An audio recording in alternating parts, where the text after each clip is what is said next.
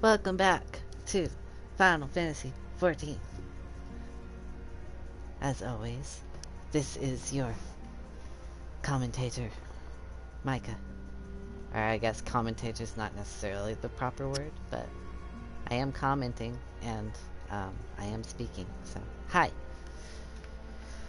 Alright, everybody. I think where we left off was that we finished off the Primal Ifrit, and now we are back to find out what our next mission is, basically. Before I start, I want to explain. There's some quests, or there's a quest at the top of my list there that you may not know if you've been following my streams.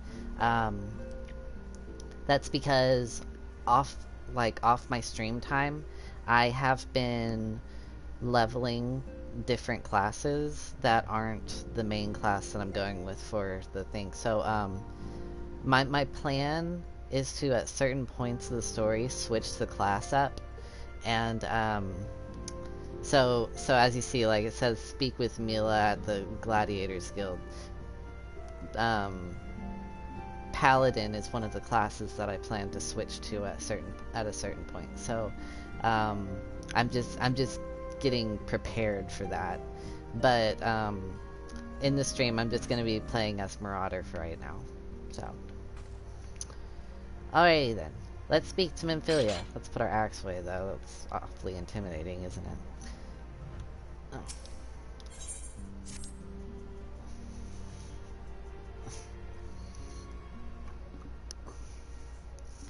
Until not so very long ago, you were but one of many adventurers seeking to make their way in Eorzea.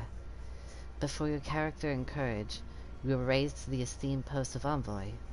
Thereafter, you traveled the realm, aiding those in need without thought of reward, confirming to Ida and Papalymo that the Scions would benefit from your aid. And no sooner had you joined us than you personally bested the Primal Ifrit. You have achieved a great deal in a short time, and won fame in doing so. Alas, fame does not come without a price, as you will soon discover.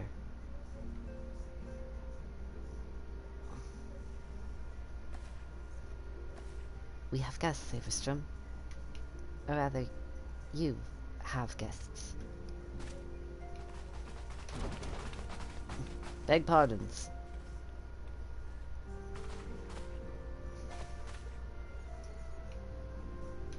Ah, Lady Memphilia, radiant as always. I am given to understand that the Scions of the Seventh Dawn have but recently welcomed a new hero into the midst. I am here on behalf of the Maelstrom, Grand Company of Limsalo Mesa, to offer said hero a place of honor within our ranks.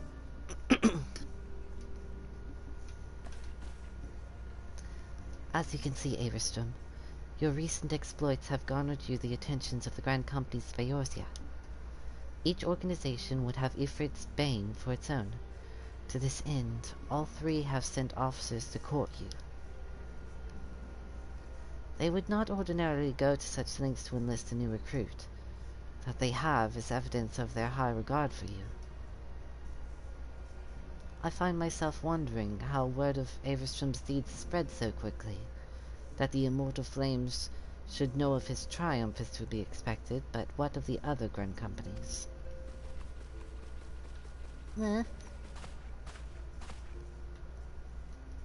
Your reputation precedes you, Master Plays. Master Plays. 'Tis no ordinary man who can face a primal and emerge the victor. And imagine our pride when we learned that you began your journey as an adventurer in our own Gridania. Know that the people hold you in high esteem, and that you will always be welcome among us. The Order of the Twin Adder has need of valiant men such as you. Join your strength to ours, friend, and together let us ensure that peace ever reigns over the Twelveswood. What a pleasure it is to finally meet you, Master Place. My comrade speaks of you in the most glowing terms. A man of your talent belongs with the immortal flames. Join your strength to ours, friend, and together let us secure a prosperous future for Ul'dah.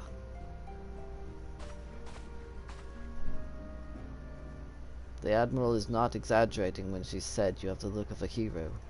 Full often does she speak of you, friend. It is only natural that we should want you for the Maelstrom. Join your strength to ours, and together let us see the grand vessel of Limsa to the shores of glory. I'm gonna do Limsa. Cause I'm Marauder, and Marauders come from Limsa, so it makes sense. Lady Menphilia. Very well. Though I am quite sure you need no reminding, mayhap a brief summary of the situation would help to clarify your thoughts on this matter. As you know, the Grand Companies are all-encompassing organizations empowered to call upon the martial, economic, and technological resources of the respective city-states in times of strife. There are presently 3 such organizations in Eorzea: the Maelstrom of Limsa, the Order of the Twin Adder of Gridania, and the Immortal Flames of Ul'dah. Serving a Grand Company means serving the nation to which it belongs. You will be charged with its defense and tasked with advancing its cause. In return for your faithful service, you will be furnished with various rewards, some of which may well prove useful to you in your other endeavors.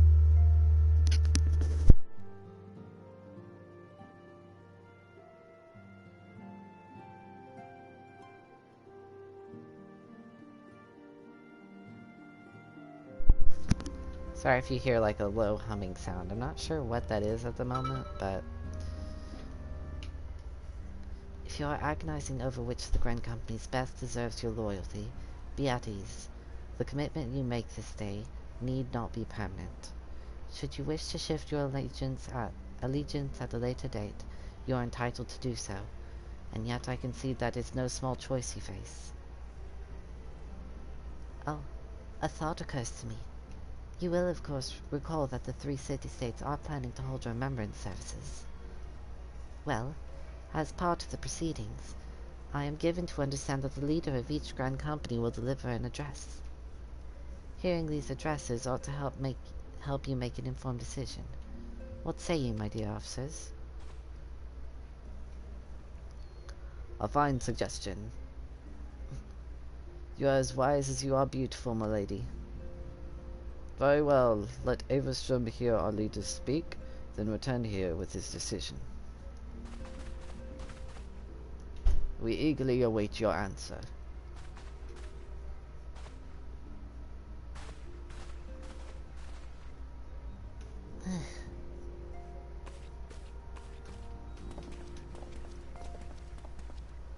I know full well that adventurers are by their nature a liberty-loving breed, and not best suited to the discipline of military service, but I strongly urge you to join a Grand Company nonetheless. While the promise of reward is enticing in itself, it is not the only benefit. You are possessed of great power, Overstrom, and with it you are capable of doing untold good. Yet know that great power is wont to attract attention, not all of it friendly. There will be those who wish you ill, and you must needs be on the lookout for them. Yet, however vigilant you are but one man.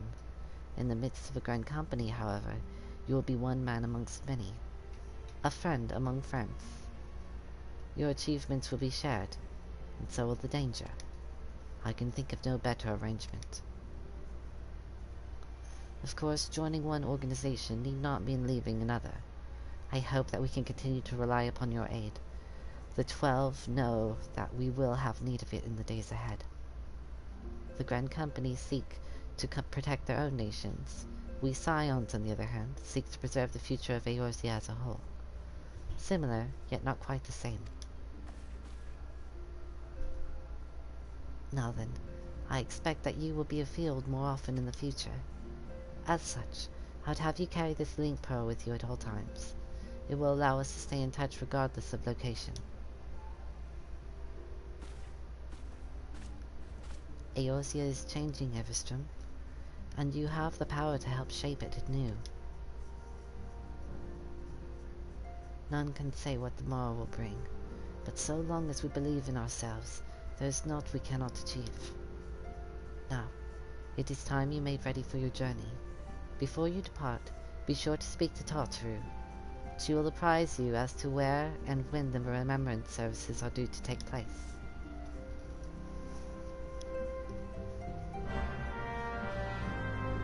Sweet. Let me make sure that my my volume isn't... Yeah, okay, so it's still there. Good. Sometimes it seems like the volume is a lot louder than it is in my headphones anyway.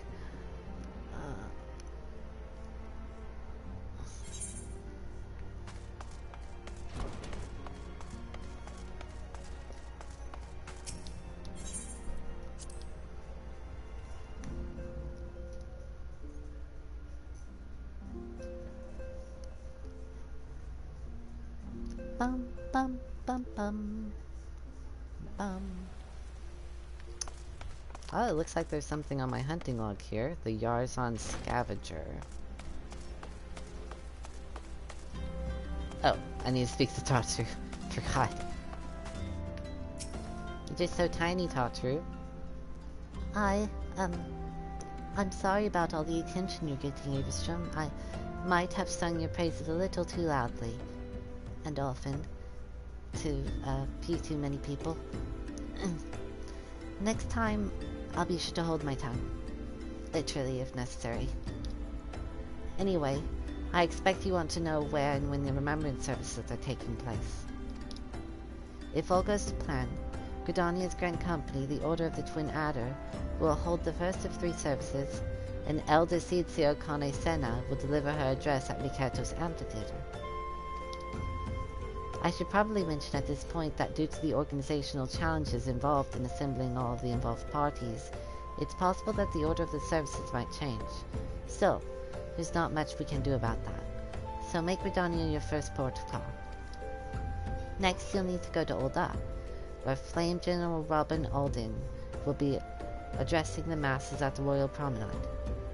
Oh, and it's rumored there's to be a special guest. How exciting! Last but not least, you must make your way to the stateroom in Limsa Luminsa, where Maelstrom Chief Admiral Melvid Blofuswin will be giving her address. The room is accessible via the Admiral's lift. Identify yourself to the sentry Xanthel, and he will admit you. Got all that? Well, off you go then. I hope you find the remembrance services suitably educational. I suggest visiting the city-states in my prescribed order, though with your record of impeccable timing and luck, the schedule may well change in your favor if you're of your preferred travel plans. Farewell.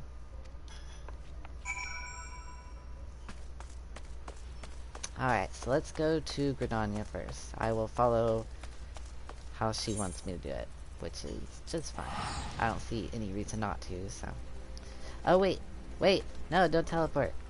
Wait, I've got... Okay, so it's in the footfalls. I'm gonna see if I can go find this Yarzon Scavenger first before I go anywhere. I put the recommendations at the bottom like that, just so that, like, I always can make sure that, like, I'm not missing, things from the hunting logs wherever I'm going. So. Let's do this. Yarzon Scavenger is probably way back here.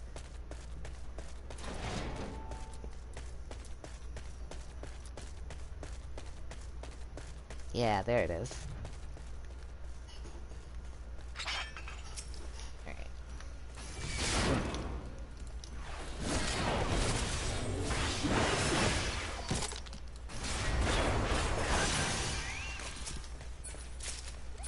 Whoa! Level 50 now, gargoyle. That scared me.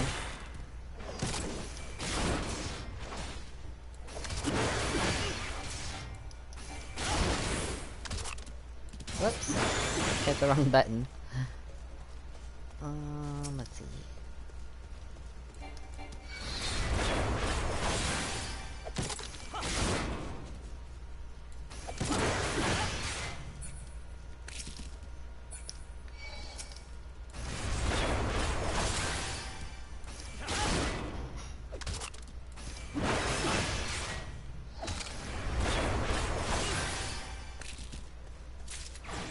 Excellent.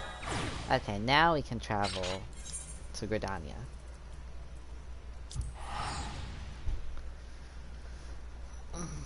Back to our home. The homeland. Technically, I guess it would probably be more understanding if I did, go to the Twin Adder,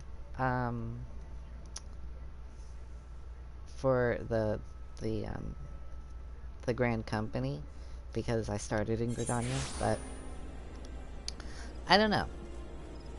I don't know what I should do, honestly. We'll see. They said to go to these things to make up your mind, so maybe I'll make up my mind that way. Where do I have to go for it? I know I have to be over here. Oh, Makedo's Amphitheater, that's right. I'll just teleport over there.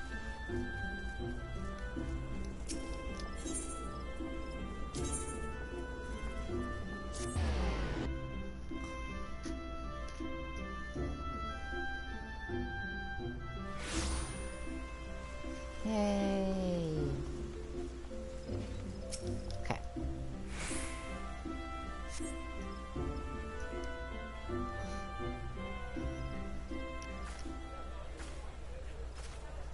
I lost my son to the calamity. The 3 Seed Seers are all together. Some say you couldn't take a step without stumbling over a body. Gosh, she sounded awfully cheerful about that.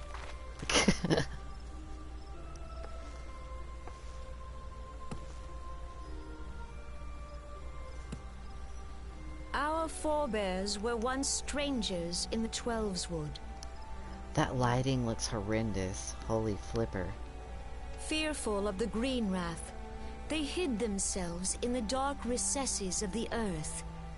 Yet they dreamed of basking in the dappled sunlight of the forest.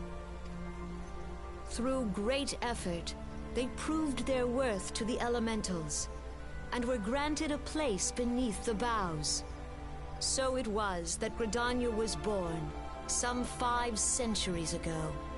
Working hand in hand, the Hyur and the Elysian settlers sowed the seeds of our civilization, and soon they were joined by folk of all races.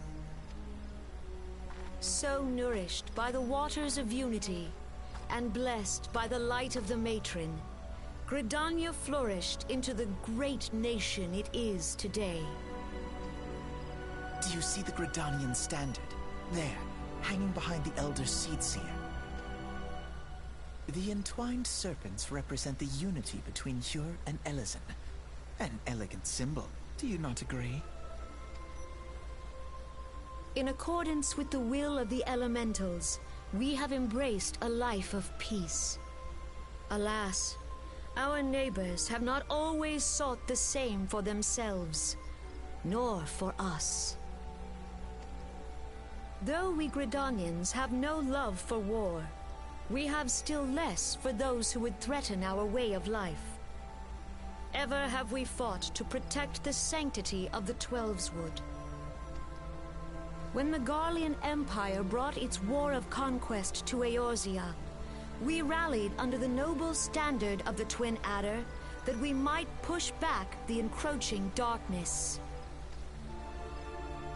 And it was we who prepared the ground for the reformation of the Eorzean Alliance, that all the peoples of this realm might stand united against the common threat.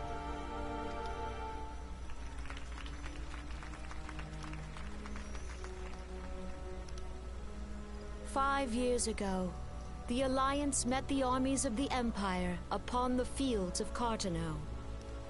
It would prove the bloodiest battle in recent memory. Countless Gridanian lives were lost. As Supreme Commander of the Order of the Twin Adder, ever shall I bear the weight of our people's sacrifice. Alas, their loss was not the only tragedy to befall us that day, for soon came the calamity.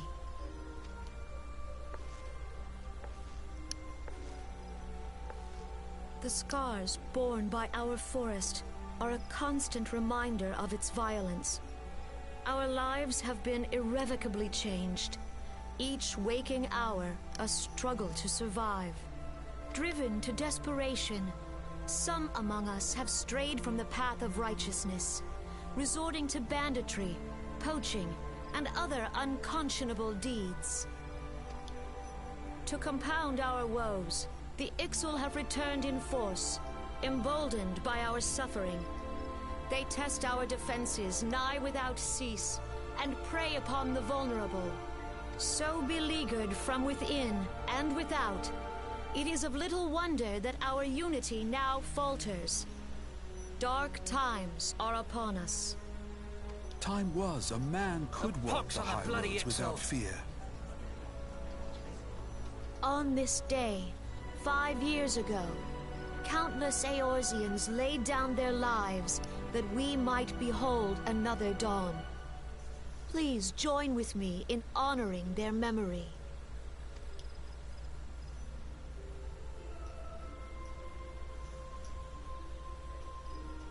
And how do you propose to honor the memory of those you cannot remember, pray tell?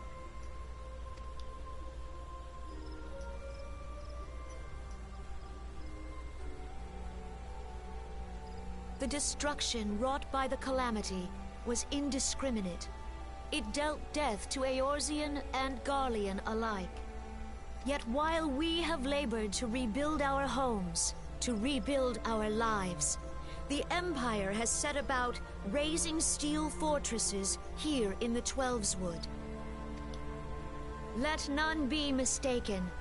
The Garleans remain the greatest threat to our survival.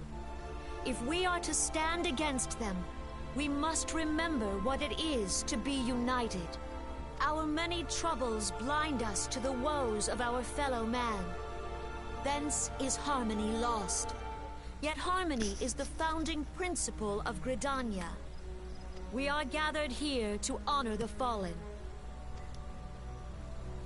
Let them be honored not only in word and thought, but through concerted action. I bid you, join hands with me once more beneath the Twin Adder standard. And together, let us heal the forest's wounds, that our progeny might live in harmony beneath these ancient boughs. For serenity, purity, and sanctity, we must think of the children! Woods will be done. It's up to us to protect the For forest. the elementals!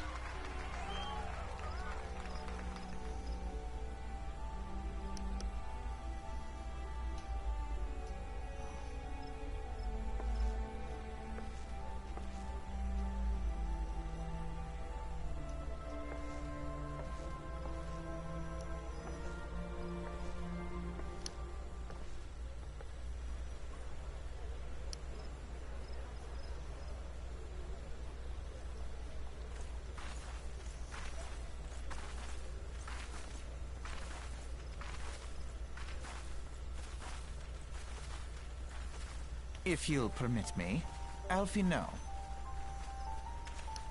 And my sister, Alize, at your service. I saw at a glance that you were a fellow traveler. You might call us students of history, sampling the realm's remembrances in pursuit of enlightenment.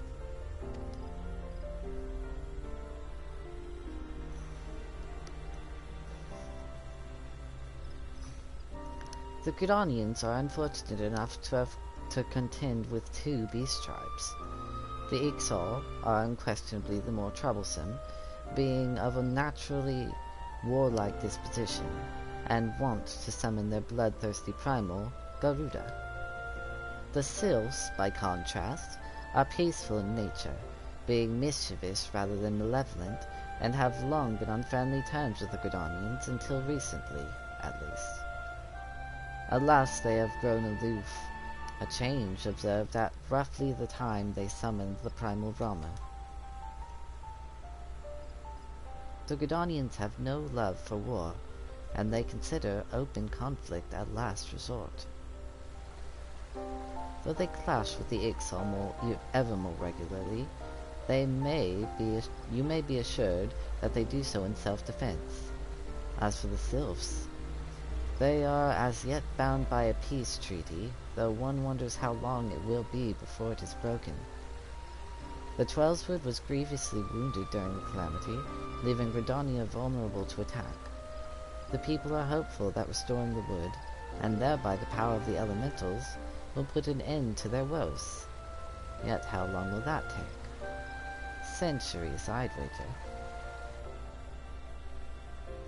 Meanwhile, the Ixal will continue their incursions, spurred on by Garuda and her insatiable appetite for destruction. Whether the Gridanians like it or not, sooner or later it will come to all-out war. And when it does, the Order of the Twin Adder will need all the help it can muster. How valuable might the aid of a capable adventurer prove to them then? Well, perhaps we will find out. If the Elder Seedseer's words fell on fertile ground.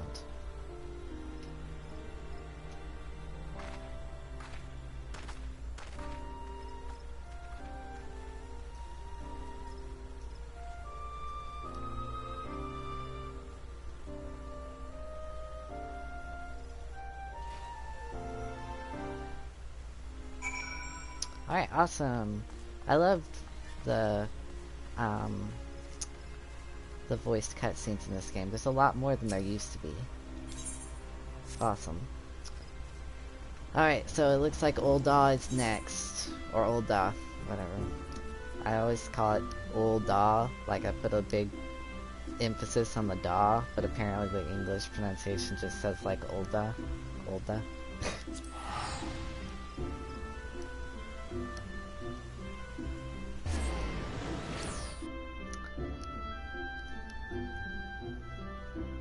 Okay, so we have to go to the Royal Promenade. That's where Robin, I think is how his name's pronounced, but we'll see. I tend to be wrong, apparently. I called Alphino, I called him Alphanod for like the longest time. So forgive me if I accidentally make that mistake. Let's see. Chamber Fiddle, I think, yeah. That's what's closest. I love this song. It's so cute.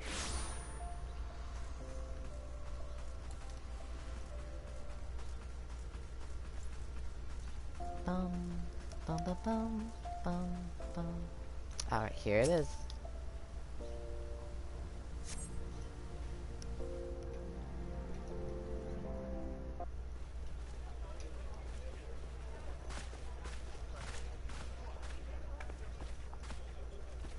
Behold, 'tis the Sultana Nanimo herself! And Roban as well! Roban, okay.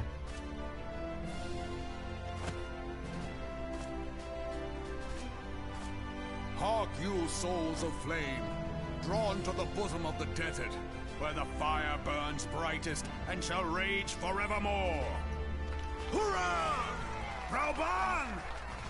Where since antiquity, under the sage and judicious rule of the Ul dynasty, we have wrought sand into gold. Where by the grace and glory of Naldal have our brave sons and daughters flourished and prospered. I speak of Ul'dah! Oh, see, he says Ul'dah. So maybe I'm overthinking it. There, at the Flame General's back flies the Grand Company's standard. Note the sigil. The golden scales of order balance the jewel of prosperity with the flame of might. Great and many are the gifts our nation has given the realm. In Eorzea's darkest hour, on the killing fields of Cartano, none spent more in blood and gold than we. Thus was the 7th Imperial Legion laid low. So that's how it happened. How soon history forgets. Yet many left our gates, never to return.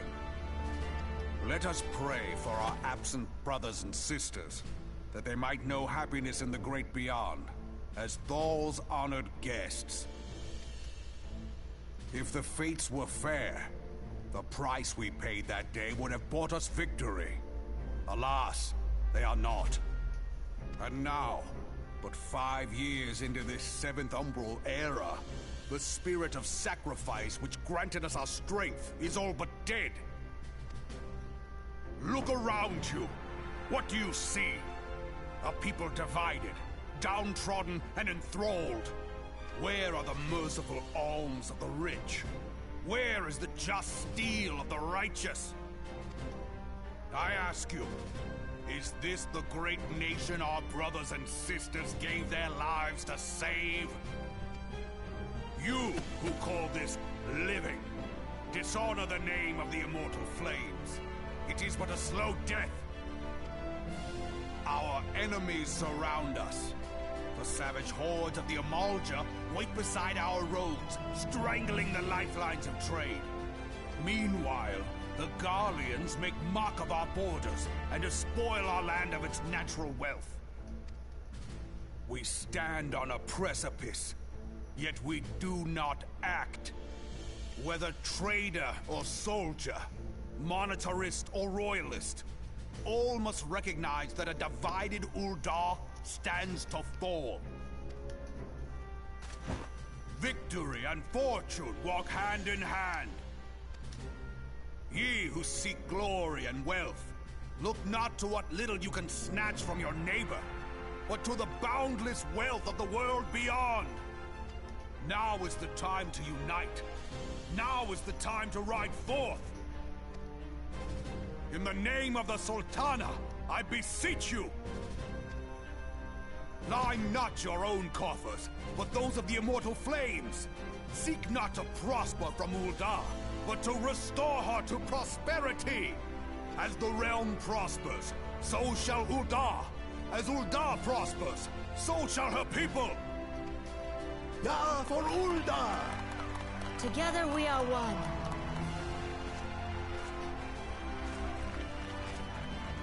Your Grace. Rauban?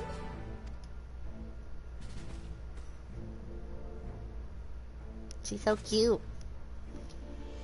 People of Uldar, I, Nanimo, 17th in the line of Ul, address you. Much has been made of the wealth of Uldar. Yet those who measure that wealth in coins and carats are gravely deceived. For the true wealth of Uldar lies in the health, happiness, and hopes of her people. Beloved subjects, I bid you raise aloft the torch of Uldar, that her flames might serve as a beacon for all Eorzea to see. Long live Nanamo! Glory to the Sultana! For victory and fortune, stride fearless into the inferno, for we are by fire reborn!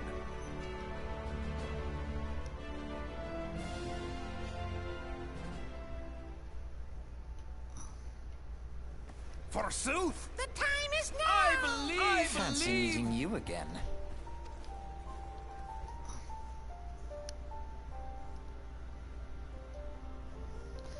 The Uldans have a long history of conflict with the Amalja, the beast tribe that worshipped the primal Ifrit.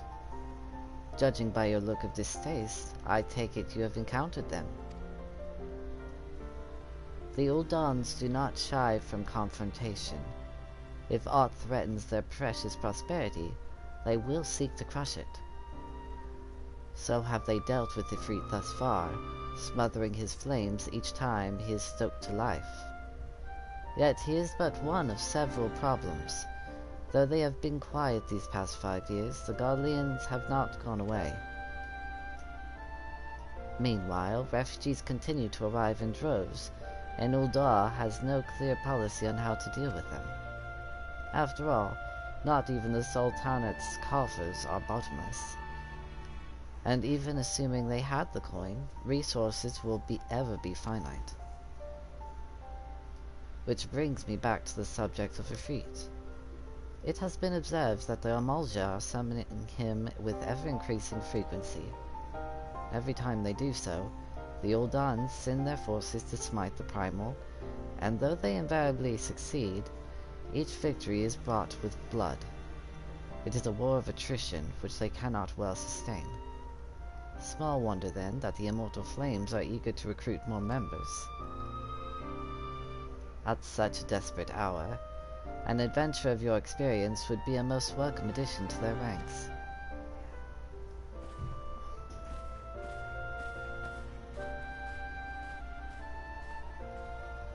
Well, too bad, because I'm already...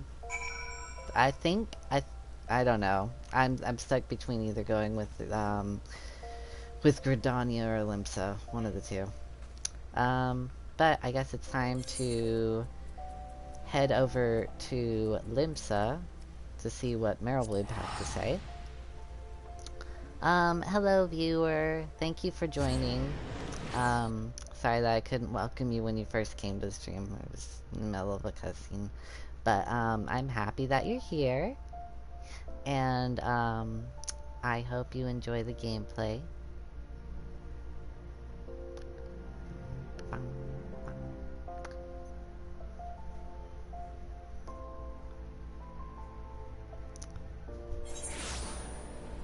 Love that music. Very much. Too bad I had to leave. Okay, so let's go to where I need to go, honestly. Actually, since I'm here, I'm gonna go turn in the Beauty's Only Scout Feat quest real quick. That is going to be on the upper decks, I think. Yeah. Let's go right here. So I'm doing every blue quest in the stream. Like if I see a blue quest, that's what I do. Except for class quests. Unless it's the class that I'm currently doing. Like I'm maining Marauder right now. When I'm off stream, I'm actually doing I'm leveling other classes that I'm not maining, so that I can switch to them on the fly for later story moments. So that's my plan. Alright, Jean Delane.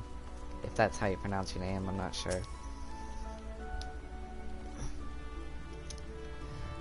If there's an ounce of compassion in you, friend, I beg of you, retrieve for me the tools of my trade. For I am none other than Jean Delane, the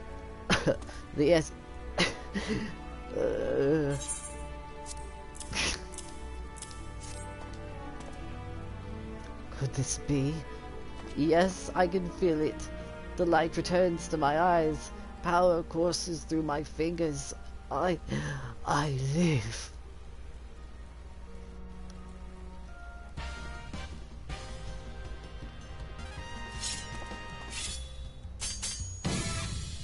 And as I live, this unspeakable embodiment of ugliness must die. Begone, foul demon.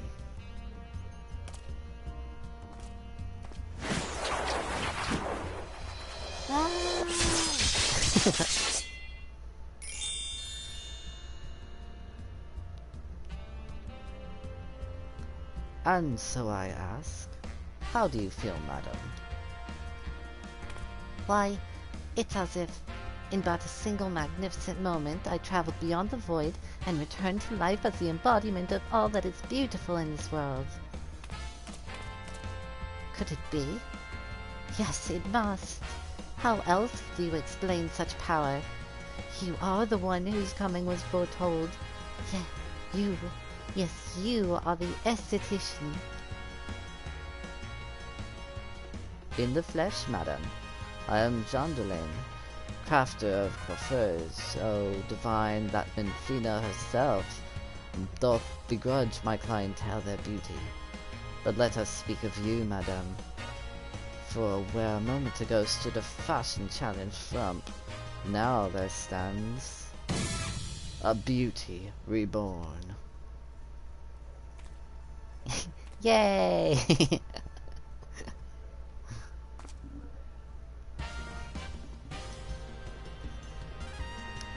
And you are the one I must thank for reviving my soul, that I might once again bestow my gifts on a realm bereft of beauty, a kindness I intend to repay in full.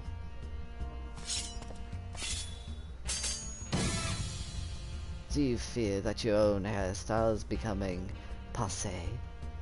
Fear the specter of ugliness threatening to consume you? Fear not, friend, for it shall not survive my wrath.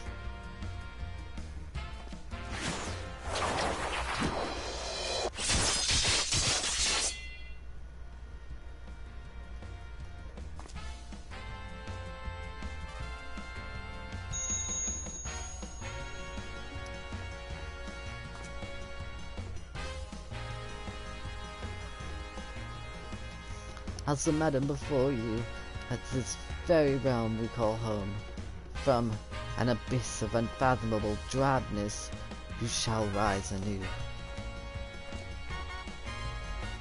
My clients have been known to make reservations moons, even years in advance, but you shall know no such troubles. No, for proving staunch ally to good taste when all others turned a blind eye, I gladly place myself at your beck and call. Yes, the next time you find yourself plagued by aesthetic ennui, you need only ring the crystal bell from the comfort of any inn room at which you have taken up lodgings. John Delane shall hasten to the scene. Yes, in a flash, the dreary, uninspired life you have hitherto known shall end. You shall travel to the realm beyond, and return to us as a beauty reborn. I give you this as a token of the trust between us.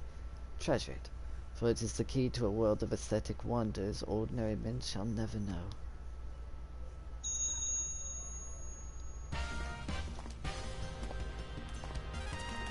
Oh, Master Chandelaine, do come back. I've not made my next appointment.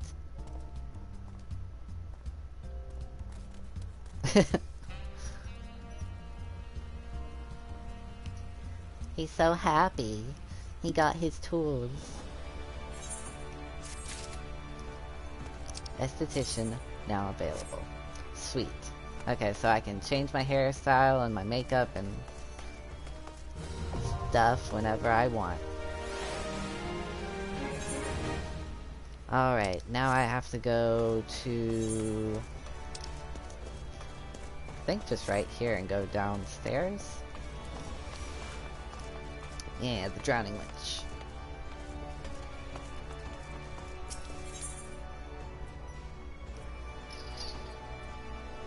Go down to Bulwark Hall. And then we get our last cutscene for this remembrance service.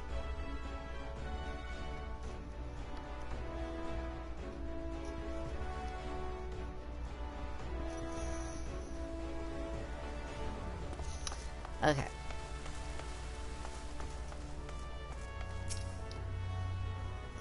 Here to address the remembrance service. Be quick. The Admiral is due to give her address at any moment.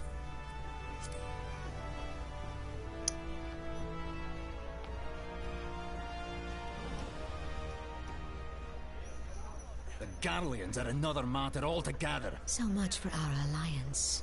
It's sunk beyond the seabed.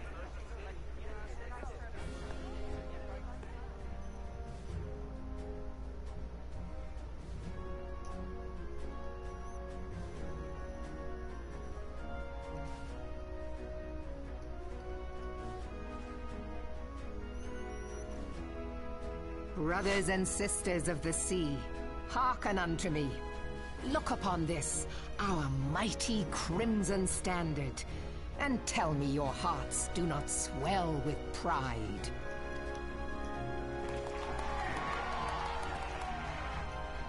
"700 summers have come and gone since our forefathers first ran aground in this fertile bay. In that time, Guided by the Mother of Oceans, Limsa Lominsa has grown from humble fishing village to uncontested ruler of the 5 seas and beyond.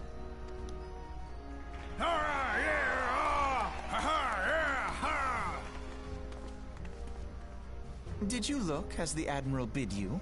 It is a rather stirring standard, I must say.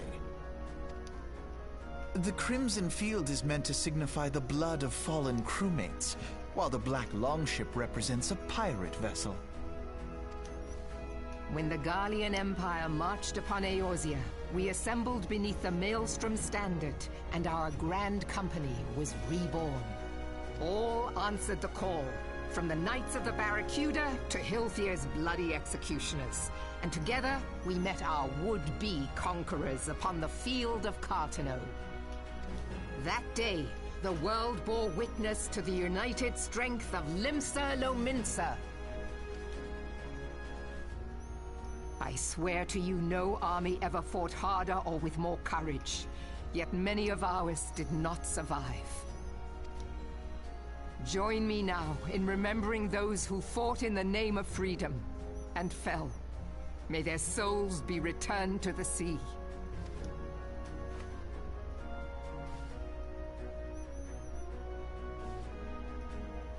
Freedom. Yes, they have always been rather fond of their freedom. Much as the beast tribes have. Small wonder. Beneath the surface, one would struggle to tell them apart. It has been 5 long years since the calamity struck. 5 long years of tireless rebuilding. Yet still the wounds of the calamity fester and weep.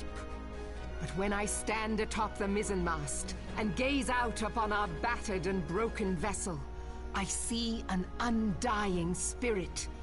Did we not build all this from the wreck of the Galadian all those centuries ago? Shall we not do so again?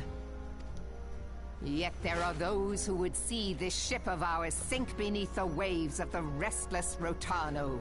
The Sahagin creep ashore seeking blood for their accursed god. Those fishback The Sahagin bastards. have risen? While the mines of Ogomero spew forth kobolds who push ever south, despoiling our lands as they go. These savage beast tribes will be the first waves to crash against our creaking hull. And behind them swells the grim tide of the Garlean Empire. Even now the curs fly their flags within our borders. Doubt not, but that they will be upon us ere long. We are well nigh surrounded. Yet there are those among us who would rather turn their swords against their crewmates than our cannons against our foes. How can we hope to repel our many enemies when mutiny breeds below deck? There is but one course left to us. One bearing that will bring us victory over the beast hordes and the Empire both, and see this ship safe to port. We must mend the rift the calamity has reopened twixt pirate and maelstrom, and stand fast with our adventurer brothers against the coming tempest. Mark ye well, a crew without unity is no crew at all. 'Tis but a mass of drowned men. To me, then, brothers and sisters of the sea, gather beneath the undying Crimson Standard, and pledge me your strength, your skill, your wisdom. And with the guidance of the navigator, this great vessel of ours shall ride the waves, till sea swallows all! Long live the Admiral! Admiral Mervyn! Gather the lads! Oh, where's me cutlass? Where's me I'll follow cutlet? ye to the 7 hells, Admiral!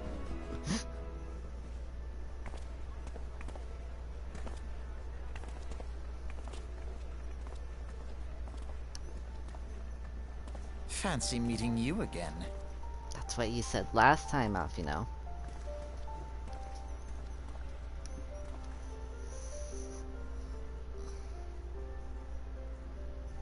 As the Admiral mentioned in her address, Limsa Luminsa is plagued by 2 beast tribes. The first are the fish-like Sehagin, worshippers of the primal Leviathan. The second are the kobolds, who dwell beneath the earth and take the primal titan for the god. As if the beast tribe's presence weren't troublesome enough, the Garleans have also chosen to erect a fortress right in the Luminsans' backyard. And that is to say not of internal strife. As a nation of pirates, there is no end to the blood feuds between the various factions. And while they fight amongst themselves, the Garleans whet their blades and watch. If the Luminsans are to have any hope of withstanding the Empire, they must first resolve their own affairs. Differences must be set aside, and the primal threat dealt with once and for all. To this end, I expect that they will soon take decisive action against the beast tribes. Mark my words, the Maelstrom Standard will be drenched with a deeper shade of crimson ere long. That a capable adventurer like you would be a valuable addition to their crew is beyond question.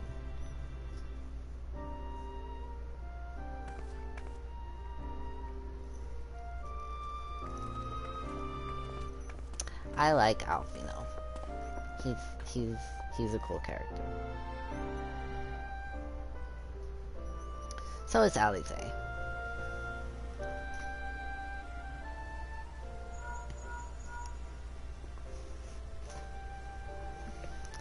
Aveston, this is Minfilia. You are well, I hope. Would I be correct in thinking that the final remembrance service has now concluded? A moment ago, you say? What a coincidence. Jesting aside, I trust you remember our guests from the Grand Companies. Well, delighted though we are to have them here at the Waking Sands, it would not do to keep them in suspense any longer than necessary. In short, hurry back. Okay.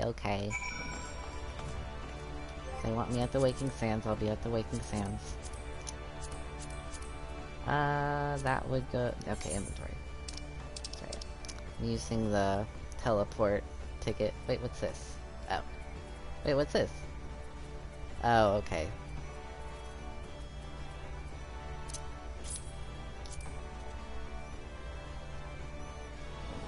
Oh, I need to use those, Orchestrion Scrolls.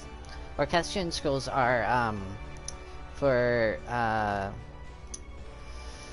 when you go to in-rooms, you can play music from wherever you want, as long as you have an Orchestrion Scroll. But also, if you own your own house, you can have, like, an Orchestrion, and it'll play music from wherever you want, as long as you have the scroll. Yay, I'm so glad I have those mail thingies. Hi, Tataru. Bye, Tataru.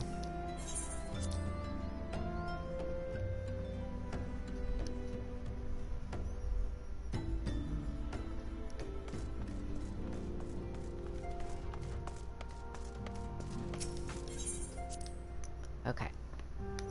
Gonna make my decision. I think, after listening to all 3 of those, I think I'm gonna choose Gridania, honestly. Yeah. Wait. Yeah. Welcome back, Averstrom. Were the Grand Company leader's words as illuminating as you had hoped? Aye, each nation is beset with problems. I trust you see now why your services are in such demand. Would that there were more of you, Averstrom. But you must be tired from your decision. Why don't you rest a while and take a moment to reflect on your decision? Once your mind is made up, pray give the Grand Company officers your answer.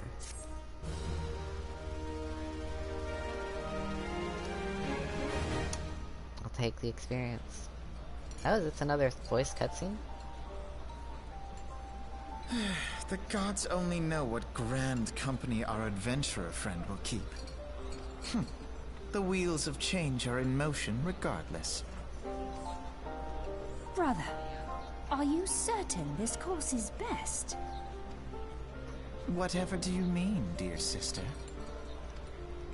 The so-called remembrance ceremonies were little more than standard waving rallies. As though the Calamity and Seventh Umbral Era warranted scarcely a mention. Well, of course they were standard waving rallies. Since you are so observant, mayhap you noticed what mention was made of the Warriors of Light? None.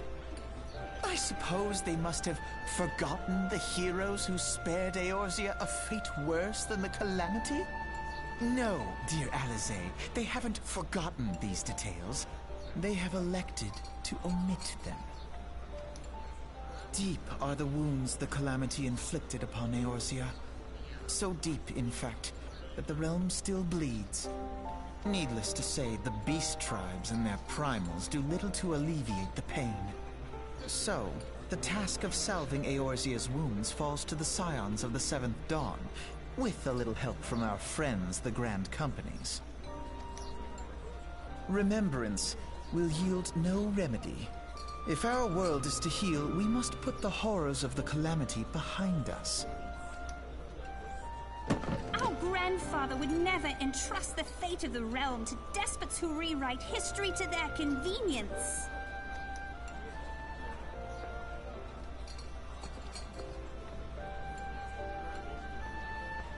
There must be another way to cure what ails this world, and I need to find it. You are most welcome to try. Our paths may differ, but our destination is the same.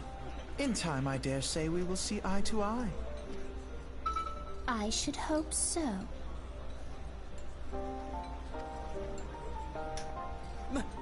My lady! We are to escort you! Hope does not come into it.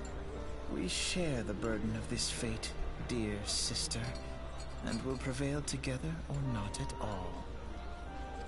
The salve will serve not only to close up our present wounds, but prevent old ones from opening anew.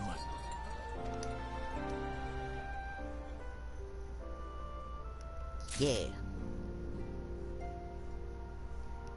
Okay, so I'm still stuck between I don't think it makes that much of a difference, honestly, but you know what? I'm gonna go with Maelstrom for convenience because the Marauders Guild is in Limsa and the Maelstrom is in Limsa, so let's just do that. How was the Admiral's speech? Oh, but you need not explain. That you stand before me now is answer enough. You have resolved to join the Maelstrom, have you not? That's the spirit, lad. With allies like you, how much stronger is our crew? Let us brave the seas together, friend. Now the choice is made. It is time to add your name to our rolls, make your way to Limsa Luminsa, and seek out our Grand Company's headquarters. Maelstrom Command is located on the upper decks. I will send word to our personnel officer to expect you. The duties of a Maelstrom soldier can be both arduous and challenging, but I promise you, you will not regret this choice.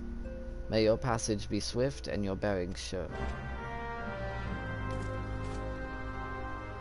Okay, then I will travel to Limsa. And I need to make that my return destination too, so do that while I'm there. Should have done that the first time I teleported over there, but I didn't.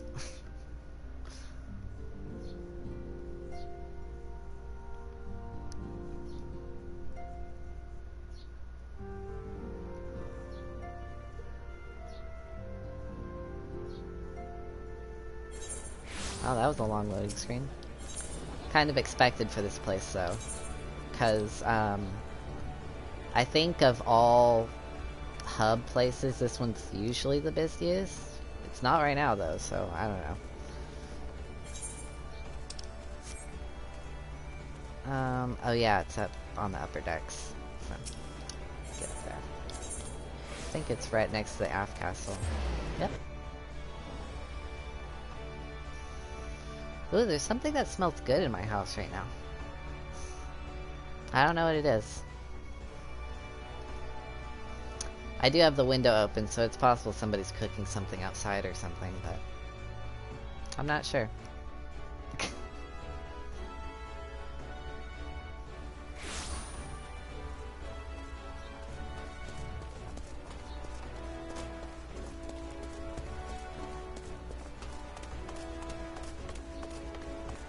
Alright. Talk to this person here. Oh. I was surprised by the music.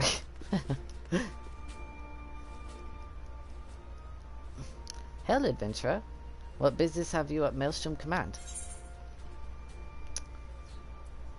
I am here to enlist if you will have me.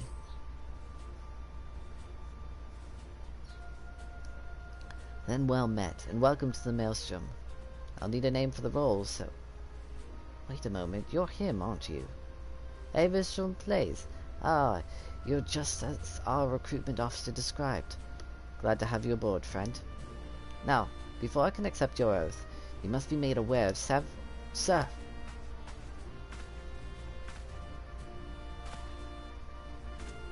What is it, Private? This had better be important.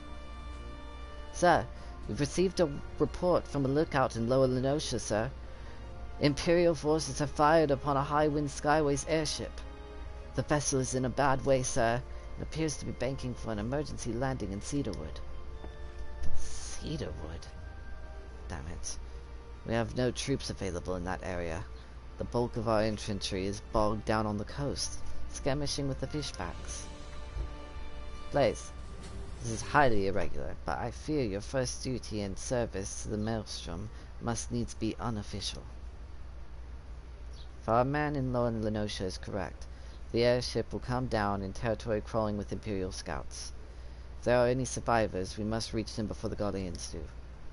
Make haste to Cedarwood, locate the airship, and if any of its occupants are alive, make sure they come to no further harm. We'll see about swearing you in upon your return. Okay, send the newbie. There's no reason for that. This is like a whole military crew. Why send the person who's trying to currently recruit? Okay, let's see. Head to Cedarwood. Let's see, I do not have a teleport for... Oh wait, do I? Oh, it's Morby Dry Docks. Maybe I think it would be faster to just travel across. That's what I'm gonna do.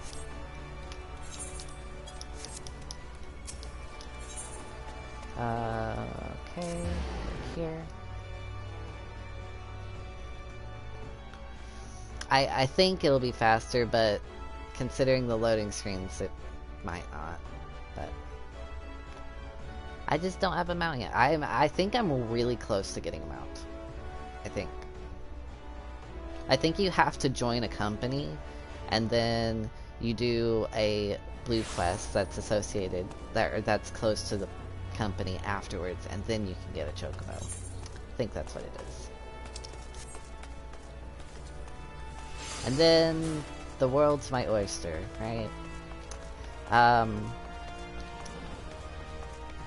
At the end of the 1.0, or I don't know if this is considered 1.0 or 2.0, but whatever. At the end of the main story chapter that I'm currently in,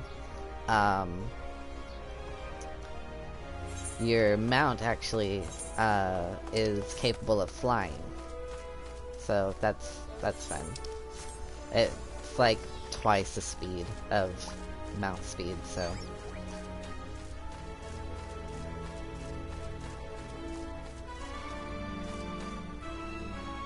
you know what?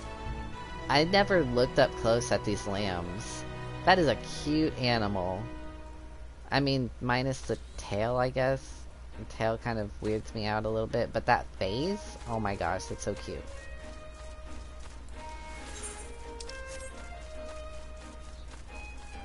But they do not look like lambs. I am sorry. They look like puffballs for sure. Wow. just in case this is a new viewer, if you'd like to leave me a follow, you know, feel free. I like follows. You can watch the rest of my stuff.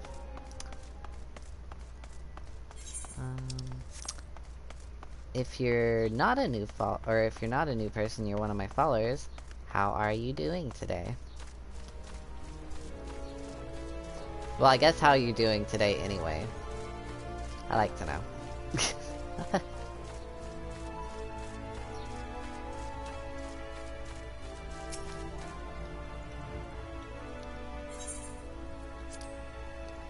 Alright, let's do this. Oh, you know what? While I was there, I should have picked up my next class quest. But I forgot to. Okay, I will remember to do that. I have an alarm about to go off, so let me just turn that off real quick.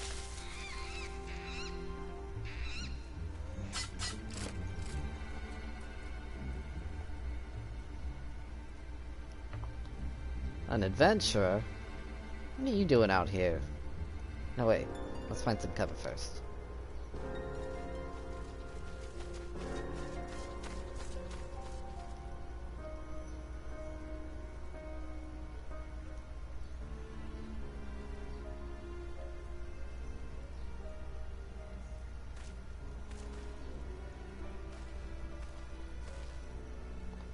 Maelstrom Command sent you? How do I know you're not an Imperial spy? You don't even have a uniform.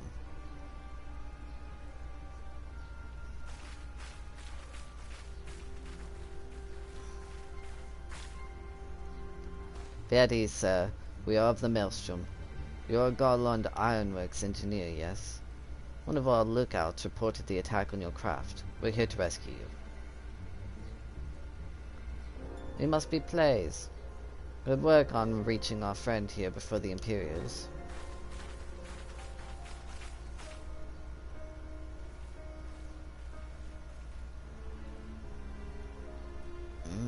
Scrutiny.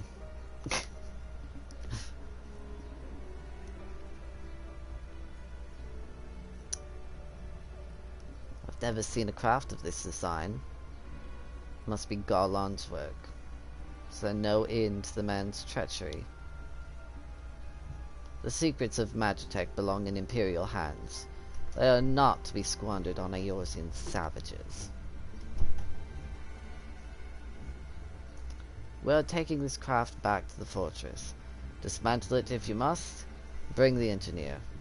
Someone must pay for Garland's crimes. Scouting party for Castrum Ulcidens, I'd say. Seems they want your ship, engineer. Wedge. You have to help him. That fool of a Lullafell is hiding inside the Tiny Bronco. Tiny Bronco is a reference to Final Fantasy VII, just so you're aware. And this guy is Biggs. The other one's Wedge, which is a reference to a lot of Final Fantasies, because there's always seems to be a Biggs and Wedge somewhere in the games. Somewhere. The Tiny Bronco, isn't that the new design people have been whispering about? It's the first airship we've built since the Calamity. The first since Master Golon, well, since he went missing. After years of work, she was finally ready for her first test flight, and she was soaring. She really was, till those bastards blasted her out of the sky. Alright, pay attention. We're going to hit these Imperials hard and fast. If they want a souvenir of Eorzea, they can have a knife in the gut. They're not going to get that ship. Oh, and don't forget to save the Lullafell. What say you, Place? Ready to give those curs a hiding? Like a tidal wave, lads. Charge.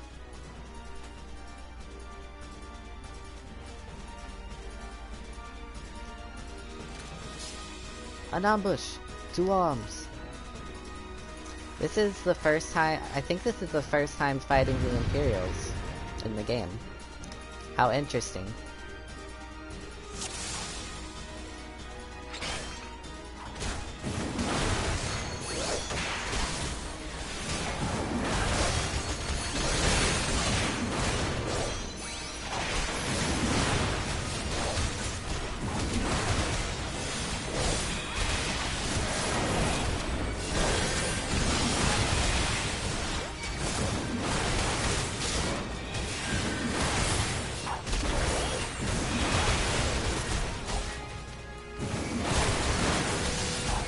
Down they go.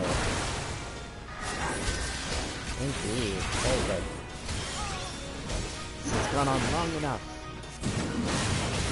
It sure has. Why don't you lay down? Take a nap.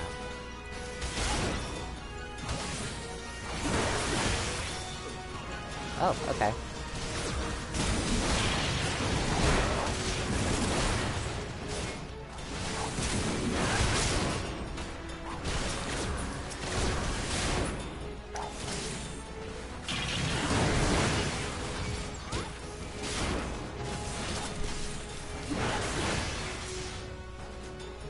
This is definitely the first time fighting Magitek.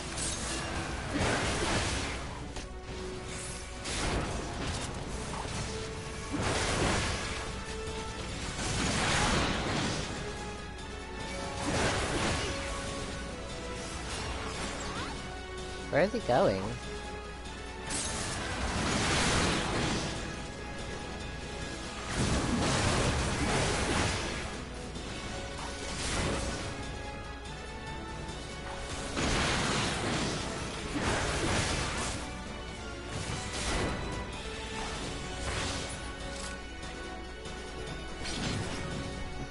Very nice. Awesome. Also, the way Biggs... Oh, okay. Biggs!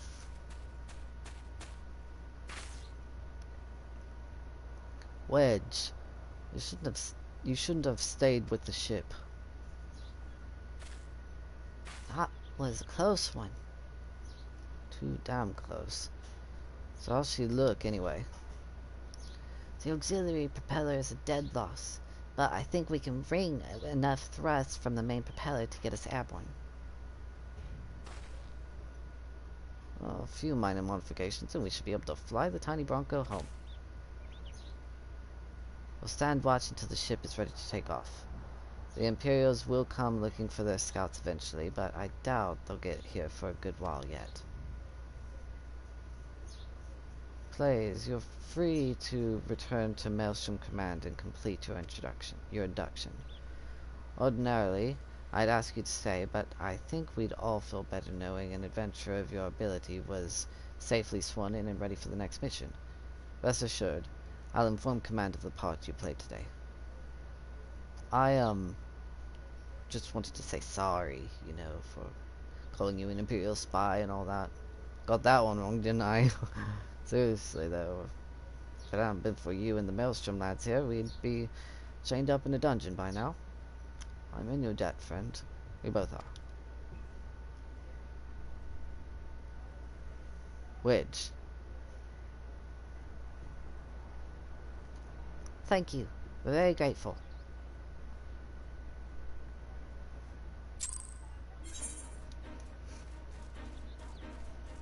Alright, time to go back to Limsa. This time, I will pick up my next class quest for, Marauder. It's the level 30 class quest, so I think this is the last one for Marauder.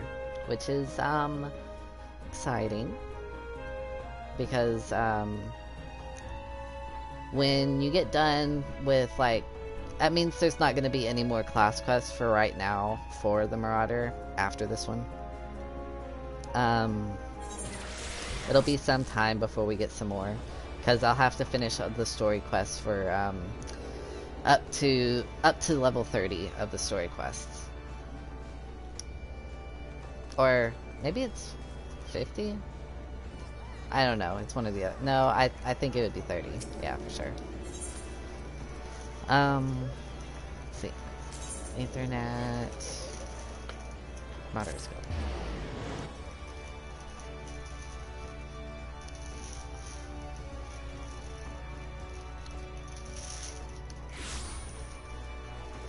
Okay.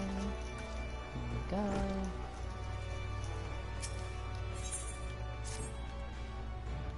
Avistrom, your confrontation with the beast is at hand. Kujata has made his presence known. Reports place the creature to the northeast of the Red Rooster's stead, in the vicinity of the Grey Fleet. There is little more for you to say but this.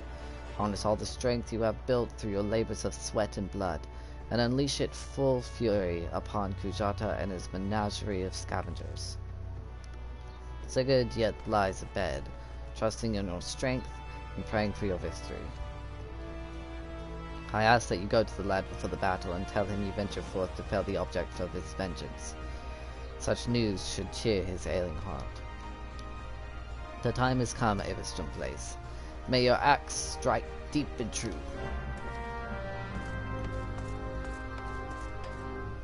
Give me just a second.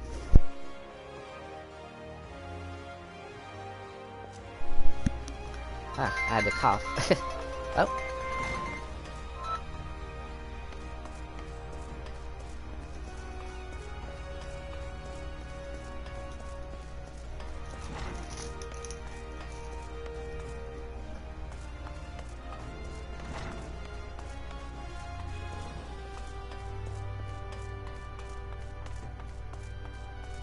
Give me just a second.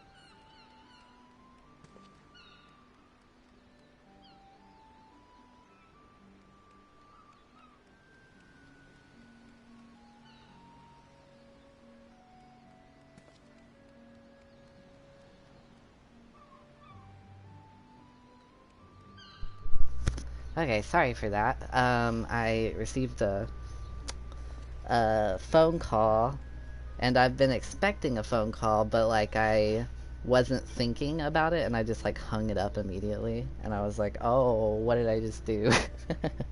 I mean, I'm not exactly expecting like a phone call like in this time that I'm doing the stream, but it's possible that the phone call may happen, so we shall see.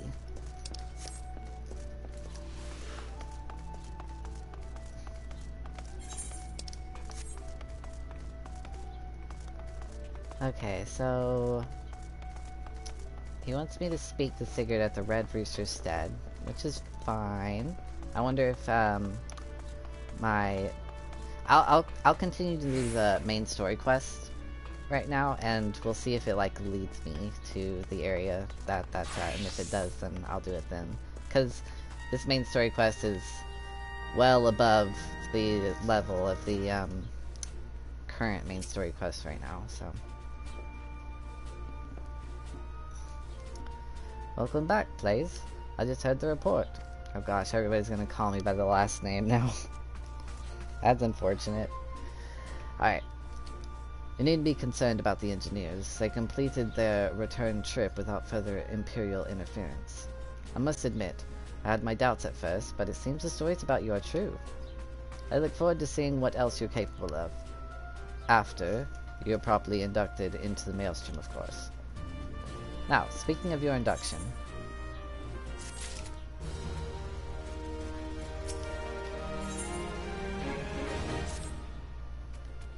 it gave me some red dye so I can dye my clothes if I want to.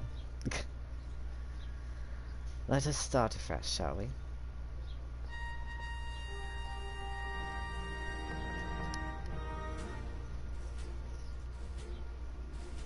You're welcome here, Avistrom Plays. That such a well-respected adventurer would choose to join our ranks is most heartening. Before you swear your allegiance to us, however, it is only right that I tell you exactly what it is you will be joining. A grand company is more than simply a collection of soldiers. It is an all-encompassing organization which draws upon the resources of an entire city-state to form a united military force capable of standing against the nation's deadliest enemies. We of the Maelstrom are charged with meeting the threats posed by the Primals and the Garlean Empire, and solving the many problems caused by the calamity. Every man and woman who serves under our colors has a role to play in keeping the great warship that is Limsa afloat, and on whatever heading Chief Admiral Mervid Blosfiswin sees fit to set. As part of this grand vessel's crew, you'll be expected to take your turn at the oars, for the winds do not look favorable, lad, and strength of arm may be all that sees us safe to port. If I've lost you with talk of ship and oar, let me put it another way. A Maelstrom soldier labors to his last breath, fights till his last drop of blood.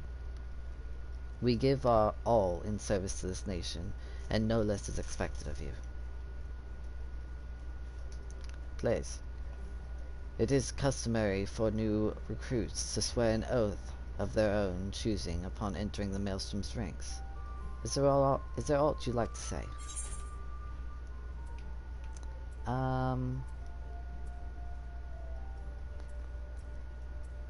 You have my... Okay, yeah. You have my sword till sea swallows all.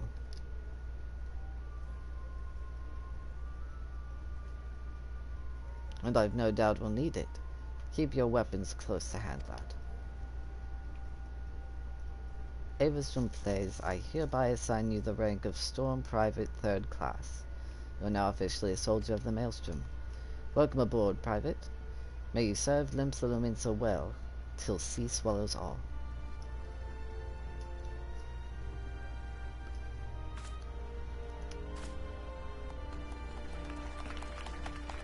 Hey! Woo, woo, woo! Hoorays!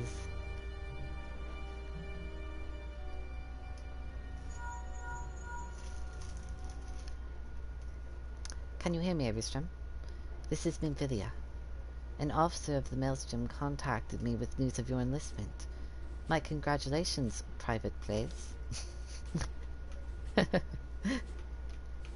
I have no doubt that you are eager to make the acquaintance of your new comrades, but I would ask that you pay a visit to your old ones first. Remember, though you are now a man of the storm, you are no less a Scion. Pray return to the Waking Sands at your earliest convenience. There are some friends here whom I would very much like you to meet. We shall be waiting. No rest for the wicked, eh? Before you make yourself scarce, I recommend having a word with Commander Riki. Might be worth your while.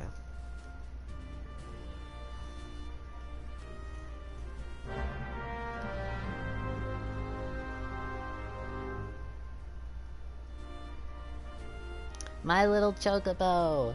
Oh, you know what this means. It's mount time. Okay, let's do it. Oh, okay.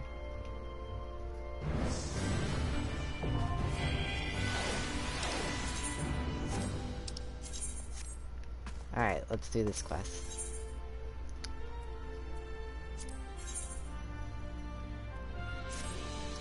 Well, if it isn't Private Plays, I must say the tales of your deeds have been an inspiration to the troops.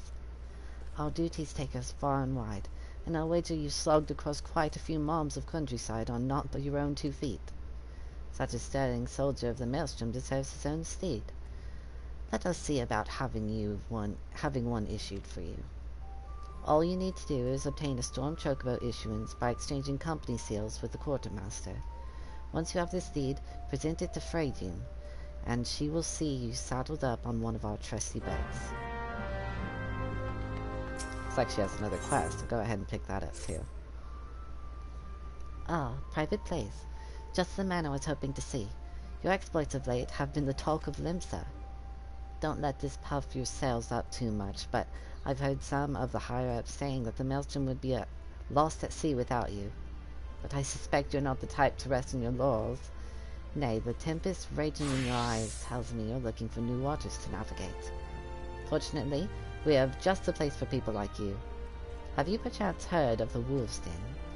It's a proving ground of sorts established by the Eorzean Alliance, a place where the most promising of Grand Company recruits are sent to hone their skills. The Wolves Den is to be found just off the shores of Lenosha. The ferry at the Newbie dry docks in Lower Lenosha will grant you passage there. Upon your arrival, seek out Storm Captain Bakaya Lotalson. I've let him know that you'll be coming, so you can count on a warm welcome. Okay, so the Wolves Den is the PvP of this game.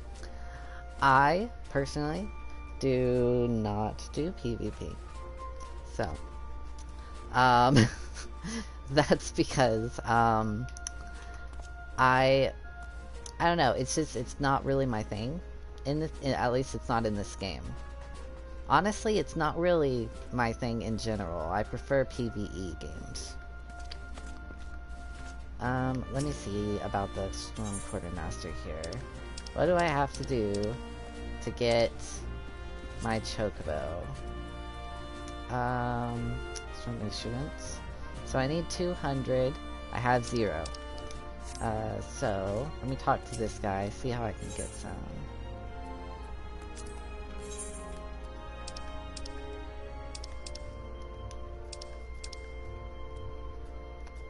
Oh, okay, so I can't do that yet. Let's see. I'm just gonna read through this real quick.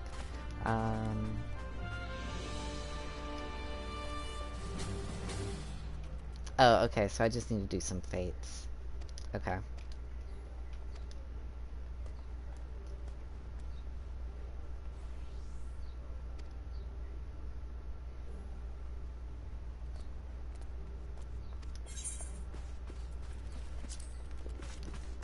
Alright, so I will do that.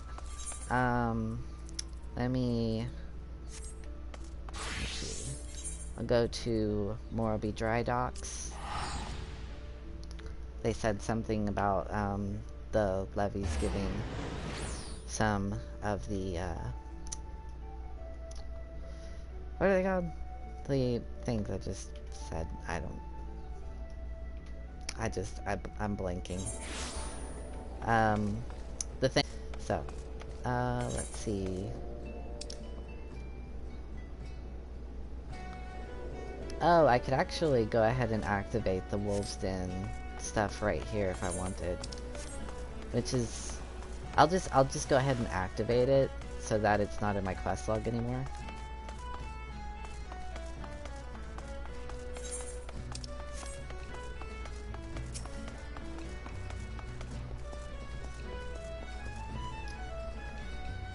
Skiff is bound for the Wolves Den. Might you care to join us? Of course. Sort of. I'm not really gonna join you, but...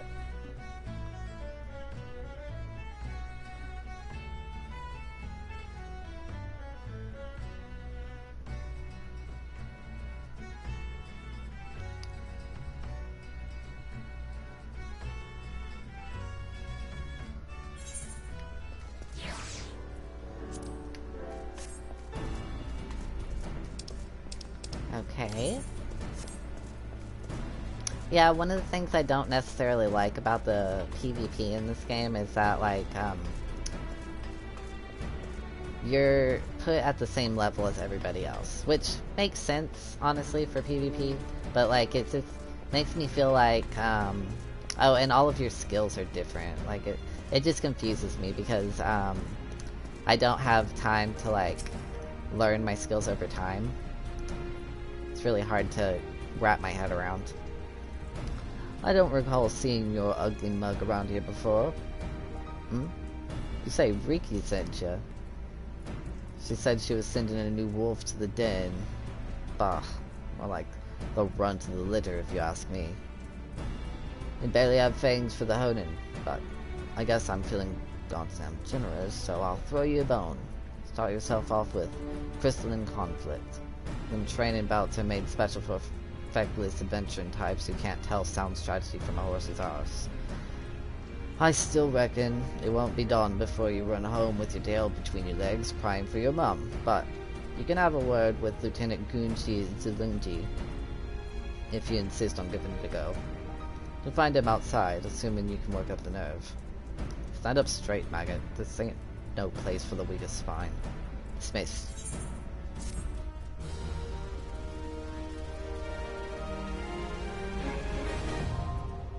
Wait, did they just give me what I need for my chocobo?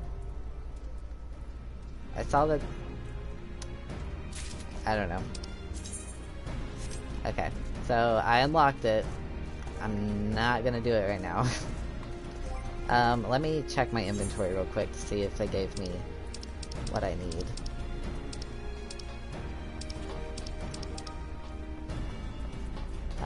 Oh, it's not in, it's in currency.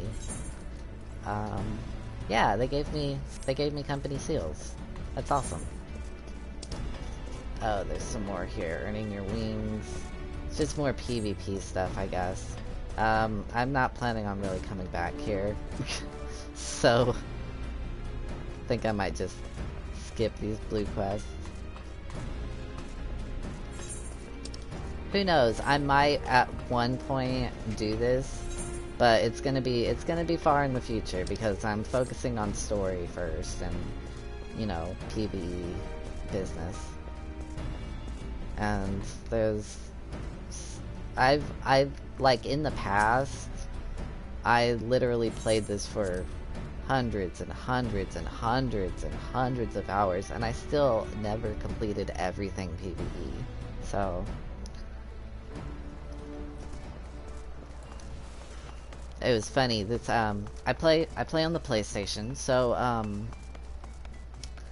there was this like the PlayStation roundup thing for like a year or whatnot. Like you can find out your statistics and stuff. And there was one year that it was just like a ridiculous amount of hours I put into this game specifically. I was just like, what? Okay, so actually my level 30 class quest is here. So I should probably go do that while I'm here. Actually, I say that, but they are just about to give me my chocobo, so let's go pick up a chocobo instead of walking all that way. That'd be nice. Maybe a different story quest will lead me there. Once again, it's way over level right now. I don't need to do it right now. I will do it in stream though, so don't worry. I know I've been leveling a lot of different classes, but literally everything Marauder I am doing in stream. So.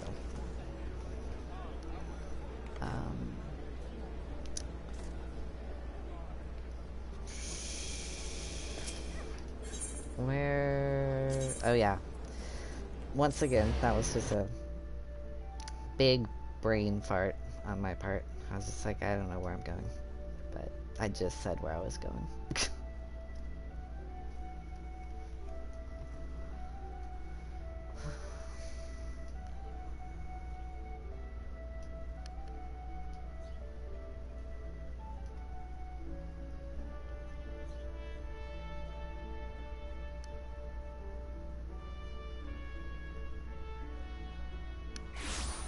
Okay, there you go.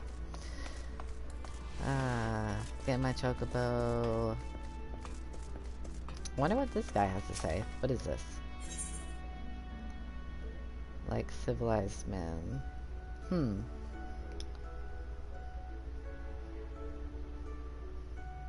I'll pick it up. You're familiar with what transpired at Cartino 5 years ago, ain't you, Private Place? I don't mean the goddamn moon cracking open and that thrice-damn primal raining hellfire upon us all. Even folk in the Far East heard that tale, I reckon. What I'm wondering is how knowledgeable ye are with the regards to the aftermath, when the Aeosian Alliance saw fit to settle in and jointly administer the region for the foreseeable future. Waste of time, money, and men, most say, but with nothing of value in the Cartino Flats, say. That's a story to which most folk have been privy, the truth, of course, being a fair bit different. In case ye ain't yet in the know, the Primal's rampage laid bare these elegant ruins, which no one had even the slightest inkling existed prior to the calamity. It didn't take a bleeding genius to recognize that we'd found something important, and that we'd be fools to let it fall into the wrong hands. Powers that be declared that we'd protect and study the ruins together, and so we did. Until now. Limsa, Uldar, and Gridania have all formally asserted a claim to the territory. The time for talk is past, the time for action has come. That being said, we'd be a sorry excuse for an alliance if we'd let this one issue divide us. So, while there will be fighting, it'll be in accordance with the rules. All hostilities shall be confined to the disputed territories, and engagements shall be fought to submission, not death. Remember... Whoa. My lips just... Remember that when you're on your front line, Private. Beat a man within an ilm of his life if you must, but see that it goes no further. You'll be joining the fight, won't you? A soldier with your talents would make a tremendous difference. What more, you'd be doing the nation a great service. At least speak with our man at the airship landing before you decide one way or the other. Think on it, Private. That's all I ask. Alright, give me my chocobo. Give it. I didn't do much to get the stuff to get this chocobo, but I got it, so. Yay! Now I need to... Oh, I don't have it yet. Darn. I have to go to Phragine. Oh gosh, there.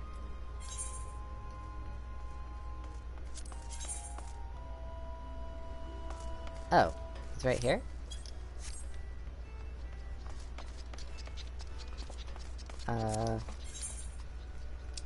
Confused. He's the...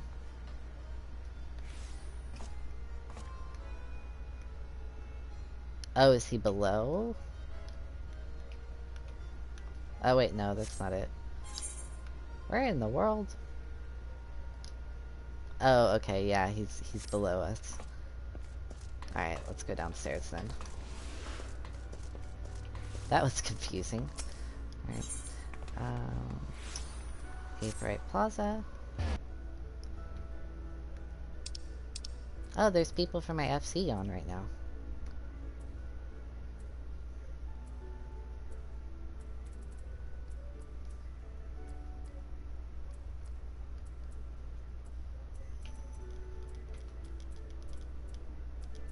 Oh, poor person. They're having to do a specific dungeon that takes a while. 3 times. I don't actually know that person yet. I only know 2 people in my FC. They're the ones who recruited me.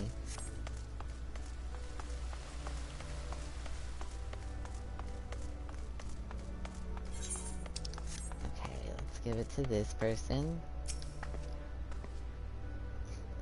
Want a bird issued, you say? Then I'll need to see your Storm Chocobo-like issuance. Not license.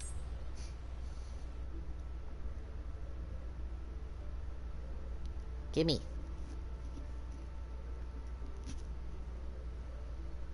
Oh, so everything appears to be in order.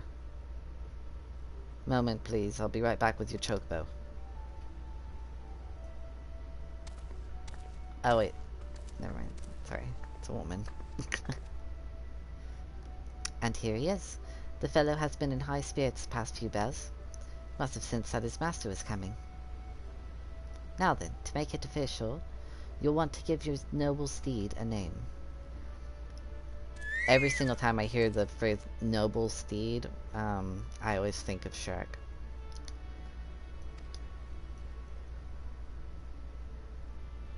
Noble steed. She thinks I'm a steed.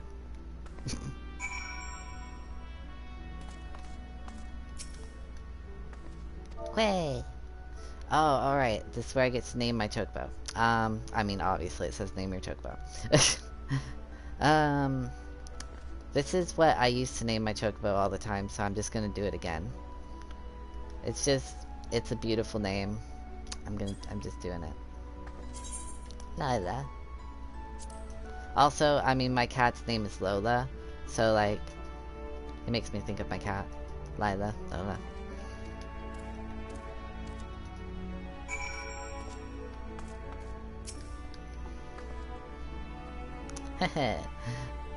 Oh, he? Well, no, okay, you know what? We're just gonna say that, that my chocobo is, trans and this guy is transphobic and he's using the wrong pronouns for my chocobo. So. Oh, she. Oh, I used the wrong pronouns for her, so. I dare say he likes his name. Here's your very own chocobo whistle. Simply blow into it, and your feathered friend will come bounding to your side. But do forgive him if he doesn't respond when summoned in crowded city areas or monster-infested lairs. Chocobos are stout-hearted creatures, but they have their limits. And lastly, I present you with your chocobo rider's license, as is required by law. And that concludes all the formalities. I wish you and your chocobo long years of fulfilling companionship. Do I not require chisel greens anymore? If not, that's awesome, but let me just make this official here. Chocobo whistle, use. Chocobo mount. Okay, so let me see. There's something I like to do to make my mounts easy to access. So I'm gonna go here to button configuration. Oh, okay, it's already there. Let me just look at my mount guide real quick. These are the three. My FC members gave me this, and I got this for veteran rewards. So, that's where those two came from. Mount roulette. Okay, so we're going to set this as a macro, and I'm going to,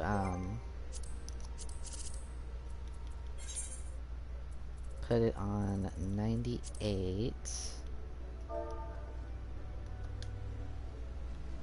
This is what we're gonna do.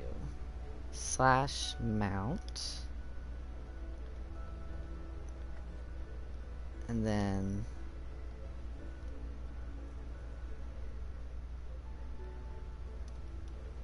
mount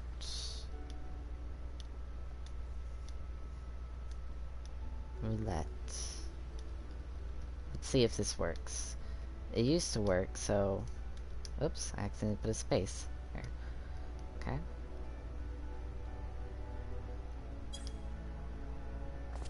Okay, so that's macro 98. Okay, so that's not working. It says it's not a valid mount name. It's not a mount name, so let me check something real quick. I may need to like treat it like a skill instead of a mount. So let me go back to not the HUD layout. What am I doing? User macros. And then if I go to text commands,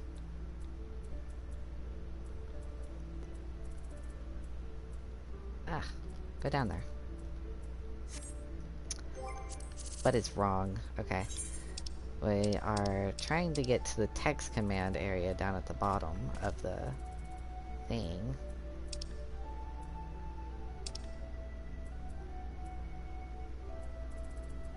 Oh, maybe I have to click on this first. Yeah, that's what I have to do. Action. No, that's not it.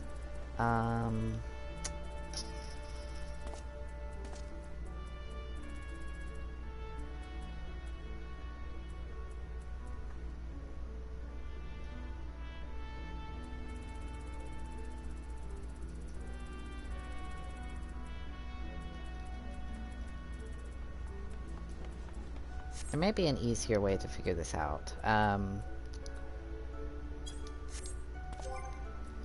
me see here. If I go to actions and nope. Sorry, this is taking a while. I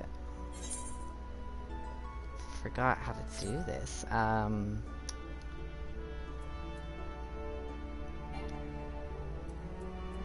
That's what it should say. It should say mount unavailable in this location when I press the button. Instead of saying it's not a mount name.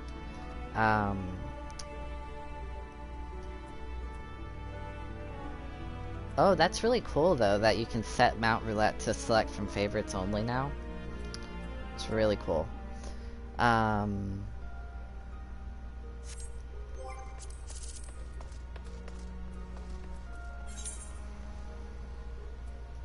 Okay, so I'm gonna go down here. Let me check this again. Gonna go down to M.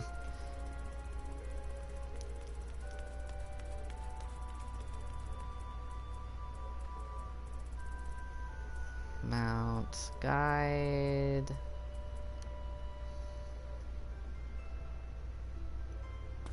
See, you use mount and then you have in quotes mount name to specifically mount a specific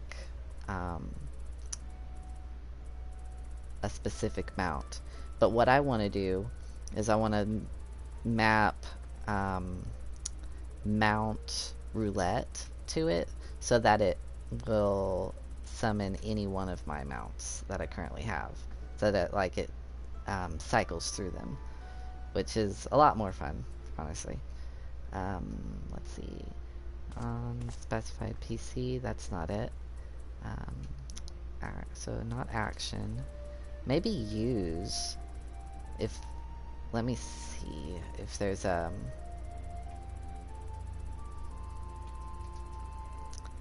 there's a U.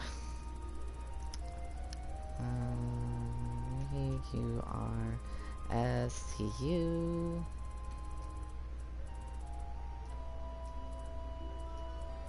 Oh, there's not a use. Okay. Well. Darn. I think my macro might be broken then, because I just don't know what to put on it anymore. Let's try putting action and then Mount Roulette instead.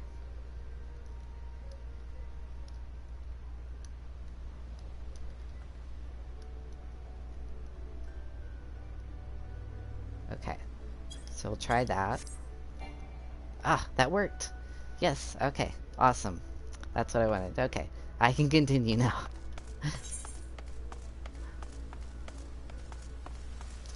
Okay, so next what we have is speak to foreign levy flyer at the airship landing.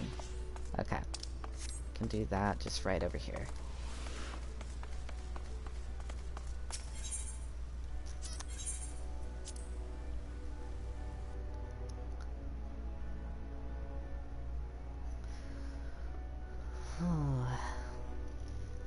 I'm so excited that I've got him out finally. I mean, it's definitely, well, it's definitely a lot faster than walking. I used to be very used to flying everywhere, so it's still gonna be a little slow for me, but it's a lot more bearable now.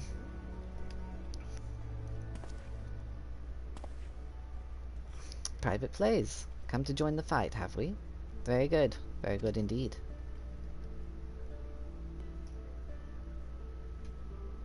This might be more PvP stuff. I'm not sure. I don't have any recollection of this.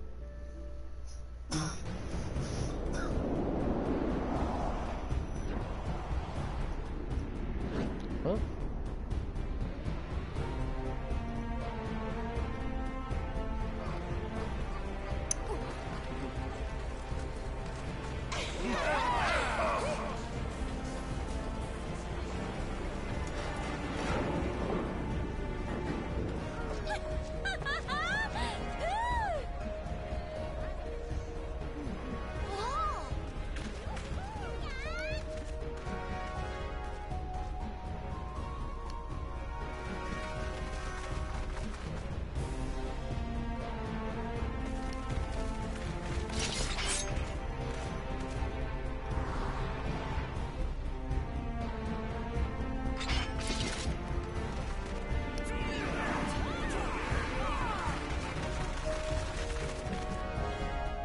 Cartano Flats.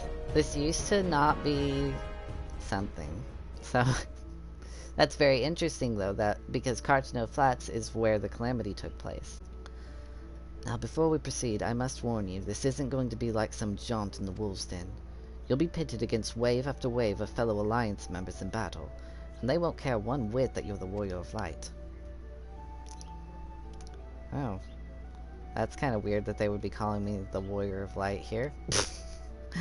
I mean, he is, but people don't start calling him that until like way later in the story. This campaign will be long and brutal, and victories won today may be undone tomorrow.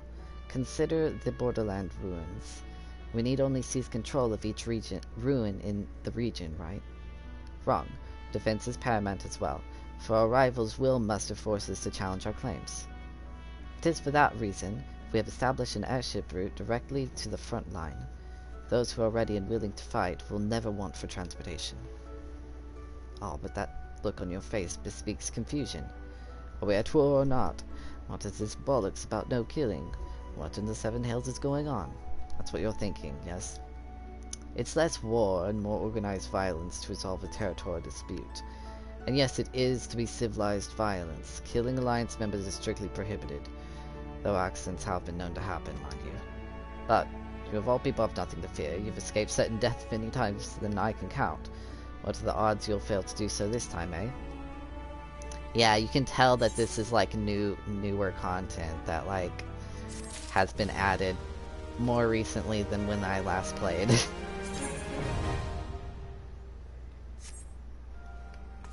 Okay, so I'm not doing that right now. I might do that later. It doesn't sound like it's PvP. So we'll see. We shall see.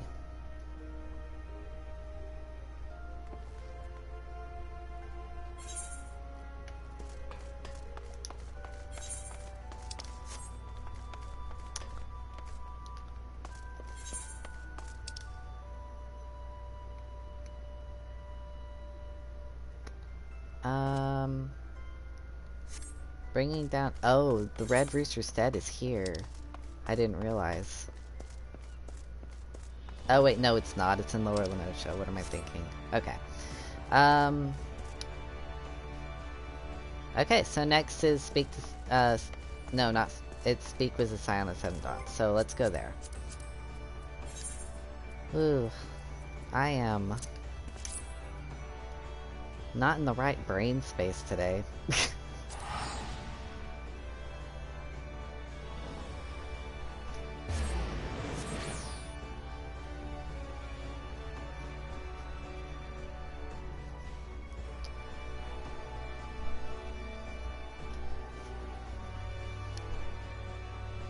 Western Thailand.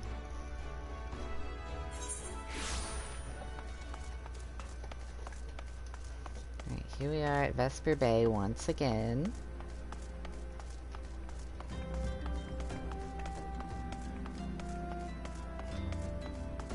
Oh wait, I can be using my mount right now, couldn't I? I could. It's my first time. Yay, I did it. Oh, it's so exciting. I get my chocobo.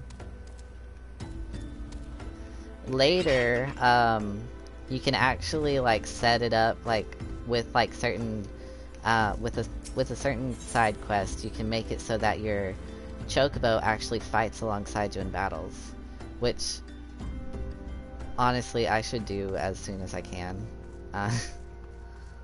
So I will work on that. You know what? I'll do that outside of my stream. Sounds like a good idea. Actually, no I will not. I will not. That is something that I will do very soon actually, because it's very, very helpful.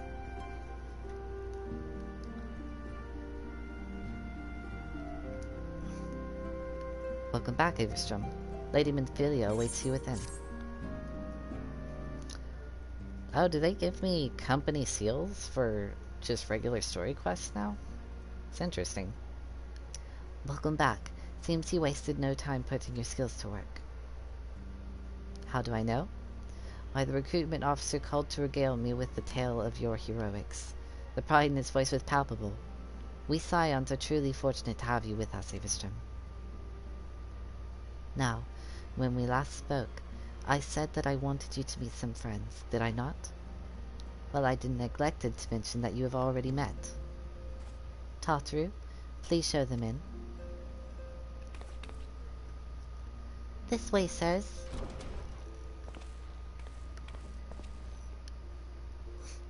Thanks again for getting us out of that mess.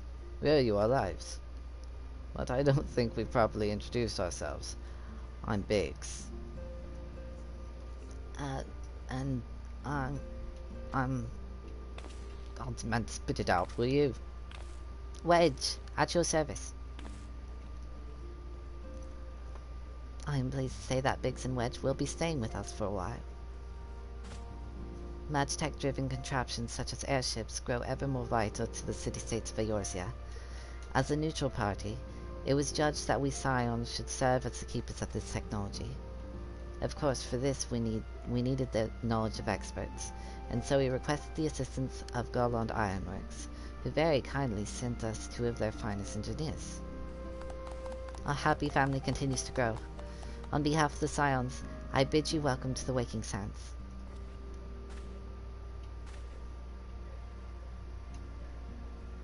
Like every soul here, I love Eorzea, and I count myself blessed to have been given the chance to stand with you all and fight for the future of the realm.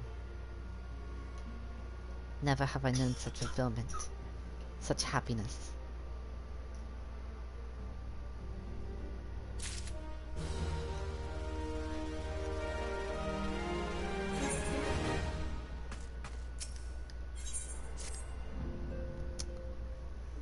Self-management. Now, having set aside the formalities, we have a favor to ask of you. Urianger, have the documents arrived from the students of Baldessian? Aye, my lady. They arrived but recently. We have conducted a study at the behest of the Order of the Twin Adder. Papalimo, Ida, a synopsis, if you would. Our task was to survey the behavior of the Sylphs, a beast tribe indigenous to the Twelveswood. Oh, how to describe them. They look like Gisselcreens, floating ones, that worship the primal Ramu. Ahem. Though technically a beast tribe, Sylphs are blessed with a comparatively personable demeanor, conducive to peaceful communication. Offering us an invaluable opportunity to learn what the beast tribes know of the primals. While Ramu's existence is well documented, the Sylphs do not, or perhaps cannot, summon the primal any longer, insofar as can be ascertained. Until such time as we know, it would be unwise to assume that the threat posed by the primal has passed. Which leaves Gridania with the added worry of not knowing what they should be worrying about. In that regard, they are hardly alone. What we can say with absolute certainty is that Gridania has its hands full fending off Garuda, who, I need hardly remind you, is among the most savage and terrible of all known primals. In short, it is essential that we approach the Sylphs in as diplomatic a manner as possible. Words and actions can be misconstrued. The only sure way to communicate our intentions is the echo. Winning the Sylphs' favor may well bring us a step closer to mitigating the threat of the primals. Will you help us? I am grateful. Lovely. Well, as much as I'd like to help, I'm afraid I would be of little use to anyone in Gridania. A veritable babe in the woods. Ida and Papalimo, however, should be able to see the forest for the trees. Is that not so, Minfulia? Indeed. You are willing? Leave it to me. Us, Ida, us!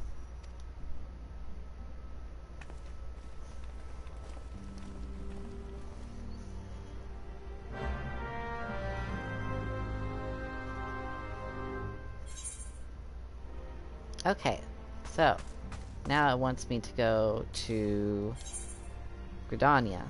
I don't need to walk outside, do I? Just teleport? Actually, Gridania is perfect, because if I go to Brent Branch Meadows, I think that's where you go to make it so that your Chocobo can fight. So let me go see if I can do that.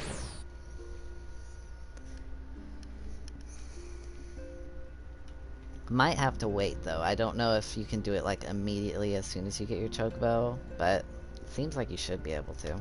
But we'll see. Oh, darn. Yeah, it looks like I'm gonna have to wait. Not sure how long I have to wait, though. Oh, I've got some stuff on my hunting log.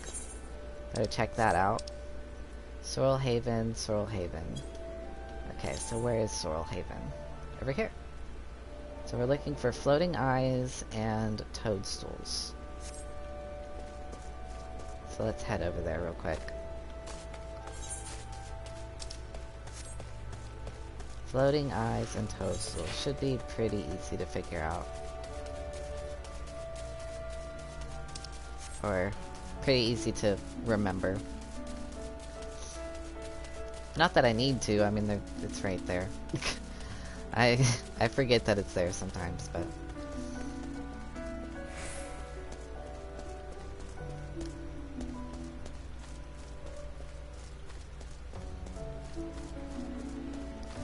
Bum, bum, bum, bum. Bum, bum.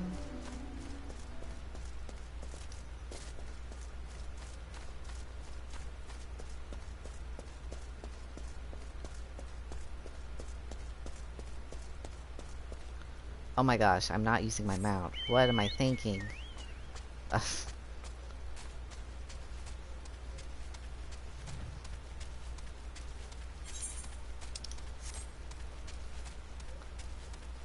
There's the toadstool.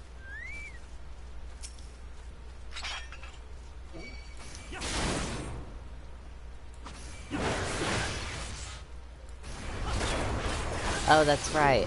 Okay, so I said, I was all, like, confused, and I was saying, oh, you don't need Distal Greens anymore for your Chocobo. But those are used to summon Chocobos into battle. So, I'll need them whenever I'm doing that.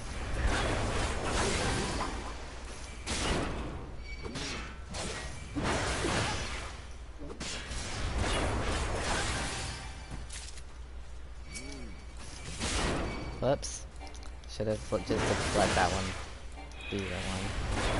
Oh well. I will survive.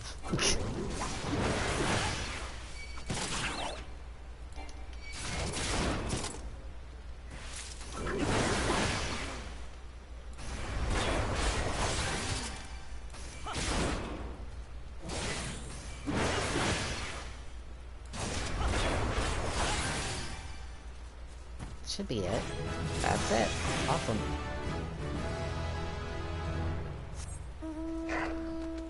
Okay, I think I know where to find floating eyes. They should be over by Hawk Manor. Hawk Manor is another dungeon, by the way. Comes later. I think it's a story dungeon, so...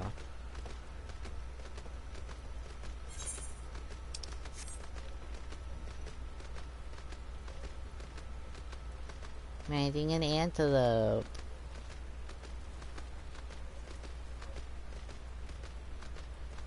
Oof. Do not like Marlboros. I mean, they're called Stropers, but they're Marlboros. That's what the enemy is called.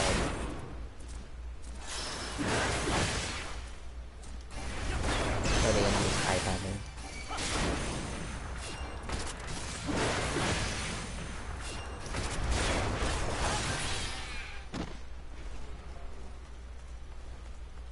Have to kill 4 of them, so let's kill this one.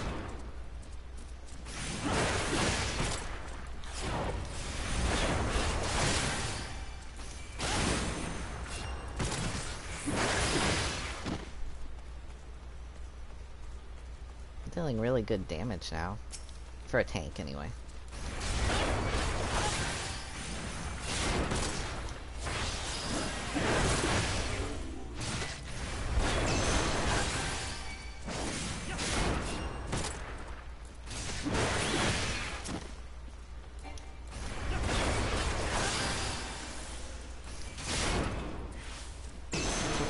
Very airy fancy distances.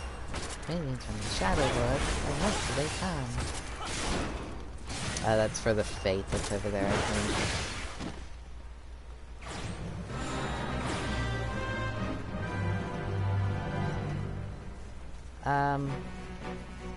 No thanks.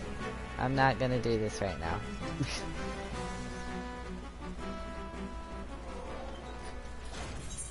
Okay,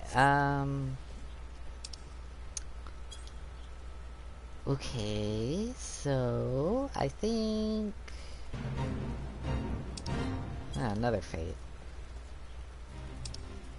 I'm done with the hunting log, so since I can't do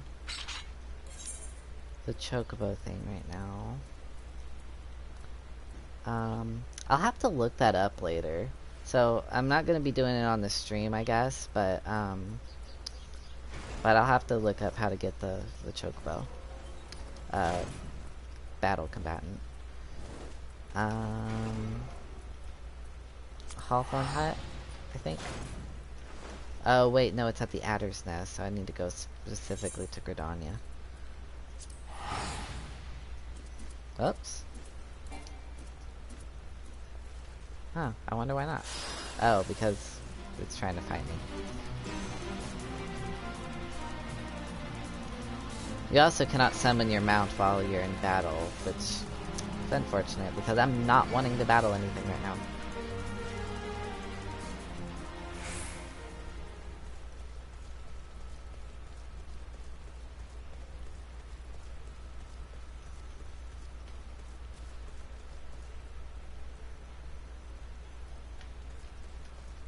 Go away. Thank you. Alright. Gridania. Yeah,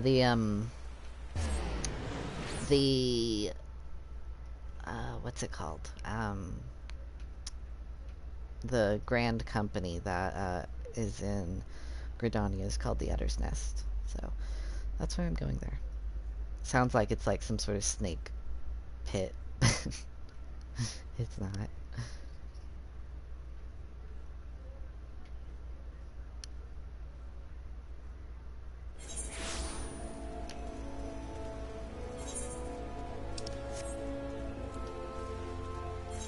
Oh, let me check what these other blue quests are. Broadening Horizons, Carpenter, House at Delft built, Levies of Bent Branch, Archer. Okay. Nah, not interested.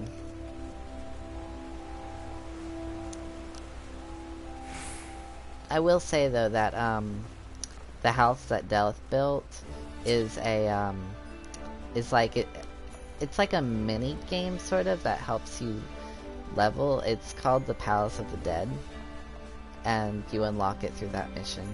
So we know far too little of the Sylphs to lay any worthwhile plans. We must call upon the Scions once more if we are oh, beg pardons. It's a terrible habit of mine to think aloud. Tell me, what brings you to the Adder's Nest? Exactly what you're talking about.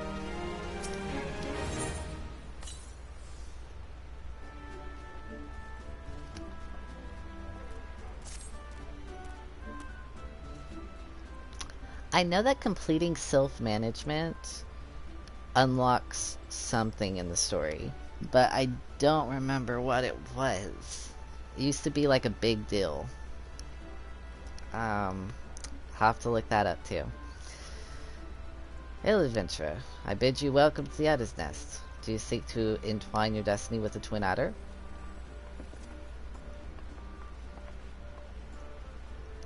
Morning, Commander. Sorry to disappoint you, but other business brings us here today. Ida and Papalimo. Always a pleasure to see the two of you. My men tell me you question the name of the Scions of late. Quite so, Commander. A little bird told us that the Twin Adder was in need of our adventuring prowess. Aye, the little bird sings true. No doubt you've heard that we're investigating the Sylphs, that curious beast tribe that calls the depths of Twelveswood home. The Sylphs are, for the most part, a peaceful bunch, much to the delight of the elder Seer, who has no desire to see her people embroiled in yet another fruitless war.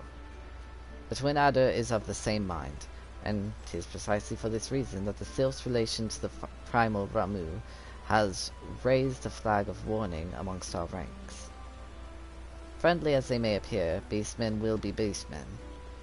Should there be even a sliver of chance that the summoning of the primal might disturb the balance between Gridania and the Sylphic tribes, it is a possibility we cannot ignore. Better to be safe than sorry, indeed. Do we strike at Ramu, or leave the symbols to their own ways? That is the question, yet I find myself lacking ample knowledge to arrive at an answer. Opinions abound within Gridania, but to listen only to one's own is among the greatest mistakes a commander can make. I would hear from the other side, the Sylphs himself, and seek an impartial party to serve as my liaison. Whoops, I missed the rest of that. I forgot. Don't know what he said. The Sylphs of Little Solace remained untempered, and have held many a productive dialogue with our people. I would hear their candid thoughts on their tempered brethren. That said, I urge you to exercise due caution. Sylphic tradition and etiquette bear little resemblance to our own. It would not do to have any cross-cultural faux pas get in the way of a productive parley. En route to Little Solace, you will come upon the Hawthorne Hut. Our officer stationed there can enlighten you as to how to win the Sylph's favor. May your expedition be a worthwhile one. A friendly palaver with the Sylphs? This should be a pleasant enough diversion. The Hawthorne Hut, was it? Why, I believe the ferry departing from West Shore Pier should take us straight there. A friendly palaver indeed. I hope this will be as straightforward as you say, Papalimo.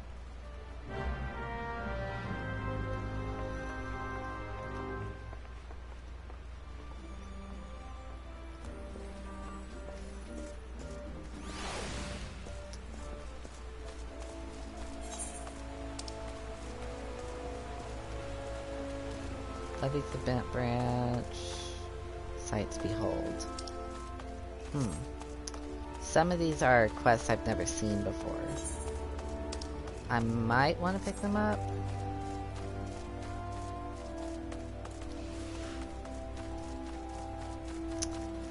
You know, I'll pick them up if I'm...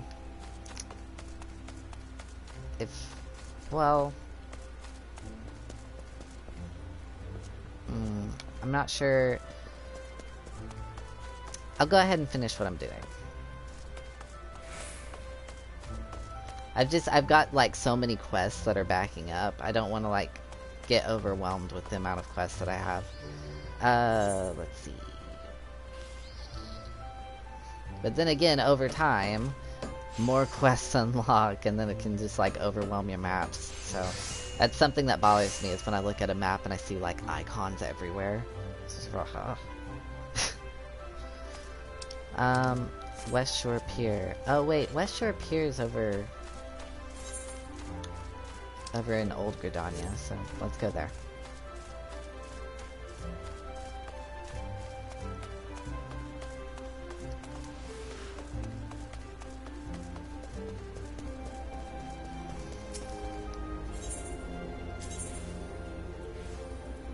Over by the Lancer's Guild, yeah. Cool. Wonder why I have to talk to this person, though, to get over there, because I could just teleport to the Hawthorne Hut, but they want me to talk to her, so I will. Aye, the ferry docked at the base of this hill will carry you across the lake to the East Shroud. Once you're ashore, head due east and you shall find the Hawthorne Hut without much travel. Oh, now I can just teleport. But that was pointless.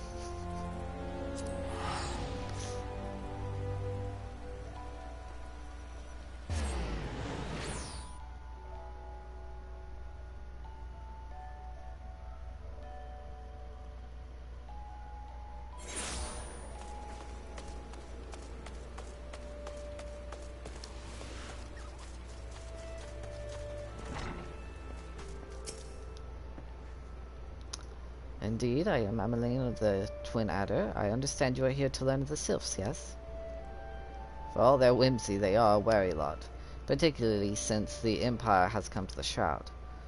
I earn their trust, however, and they're as friendly as any folk. They have their quirks, but so do we all know. Would you know more? You do well to speak with the master of this hut, Rolf. He's forgotten more about the Sylphs than I'll ever know.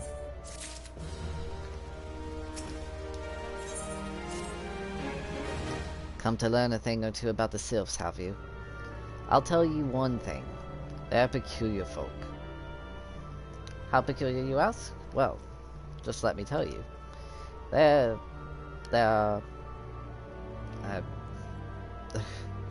beg pardon, friend. My memory's just not what it used to be. I've seen much and more in my adventuring days, and it's all a clutter in my noggin now. Though I've shared my stories with those around the hut before, you might have more luck with them.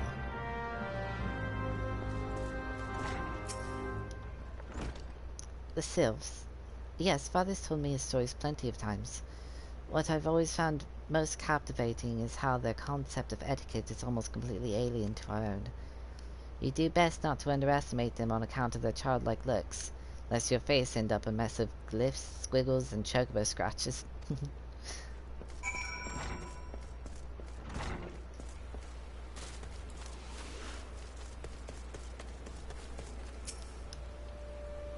The quickest way to a quiver woman's heart might be through her stomach. But don't even think of trying to force your foodstuffs on a sylph. They sustain themselves simply by bathing in the sun. Or so Rolf once told me.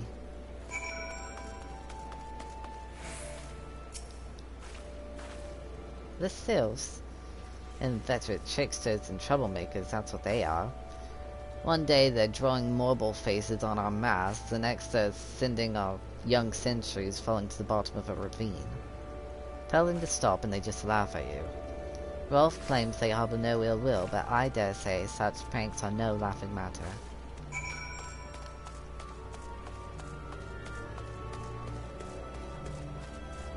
Oh, I've got some stuff in my hunting log that I can do here too. Cool. Oh, of course, of course. Hearing your stories, well, my stories, has brought the memories flooding back to me. I feel like dancing. Yes, nothing brings people together quite like a little toe tapping. Sylph told me long ago that dancing is a time-honored greeting among their kind. You do well to remember this. It just may help win the favor of our forest friends. Oh, still here, eh? Great, there's one more thing you should know about the Sylphs. They don't take kindly to guests who show up empty-handed. To win their trust, you do well to bring along what was it again? My wife, Rose, and I were just speaking of the matter not days ago. Forgive me, friend. Speak to Rose at the comb. Her memory should prove more reliable than my own. At the comb? Okay, bramble patch, bramble patch, bramble patch. Where is the bramble patch? Right up here. Okay, so let me go over there real quick. Just take care of what's on my hunting log.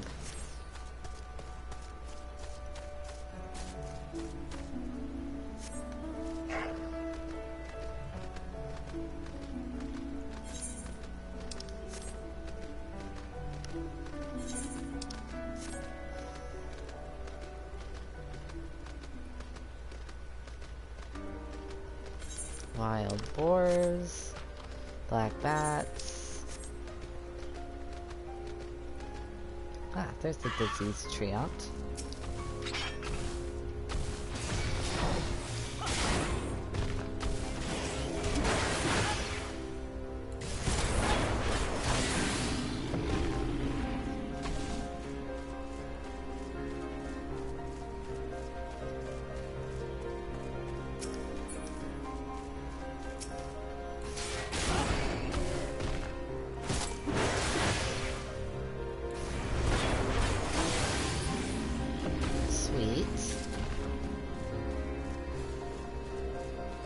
I wonder if I need to kill 3 or 4. It's always 3 or 4. Never anything more than that, but I always prefer to kill 3, and then like I find out I need to kill 4.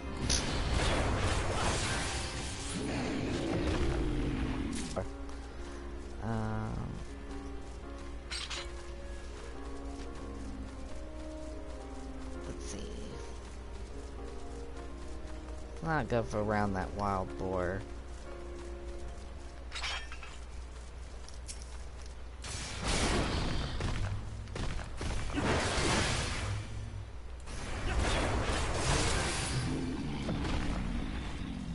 Sweet.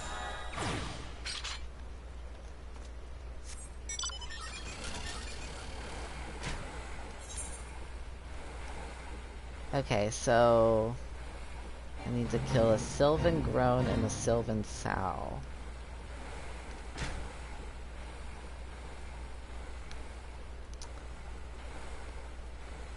There should be a way through here. Oh wait, I think it's... oh yeah, it's down here.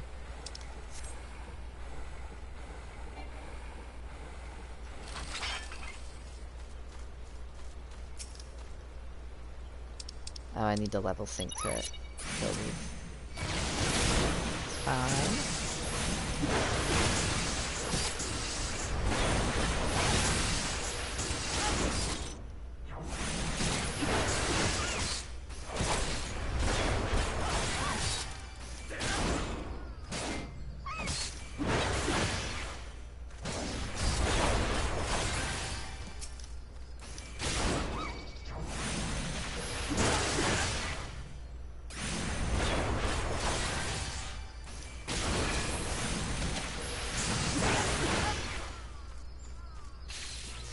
Well, I'm paralyzed.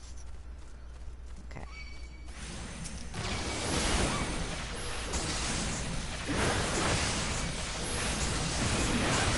This is good. Like, just overpower him.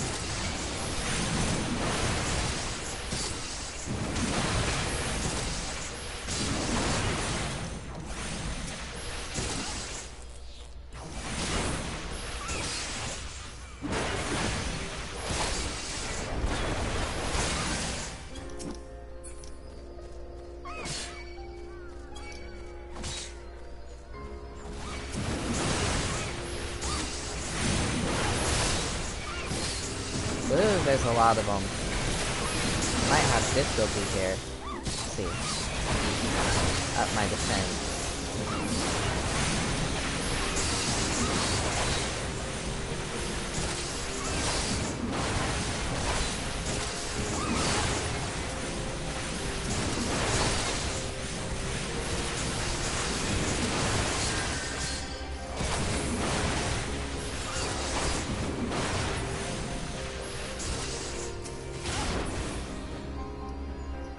Oof, they sure did a number on me.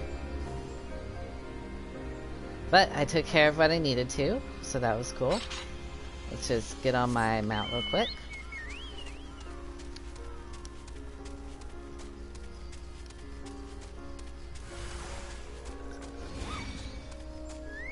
Oh no, I got off of it right as soon as there was an enemy there. I did not mean to do that.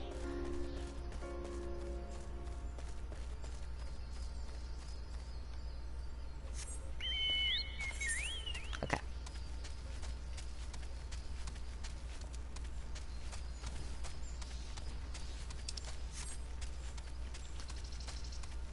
Speak with Rosa Hawthorne. Why couldn't she just be at the Hawthorne hut? No.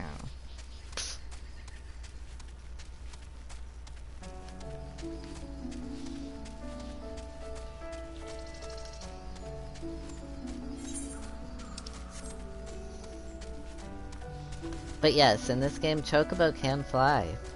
Isn't that wonderful? But actually, any of your mounts can fly, and you can, like, ride a giant behemoth and everything in this game, so you could just have a flying behemoth.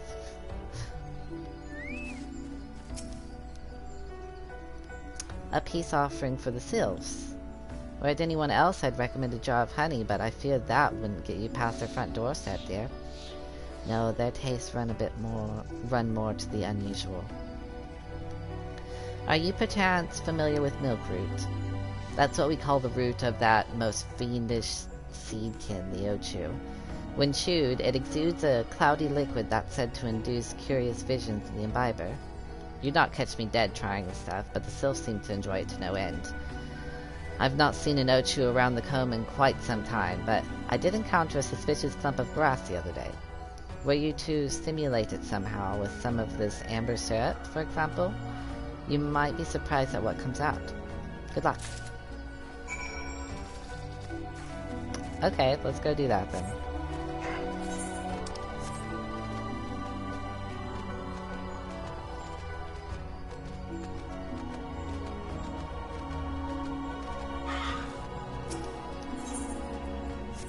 Amber syrup. Ah.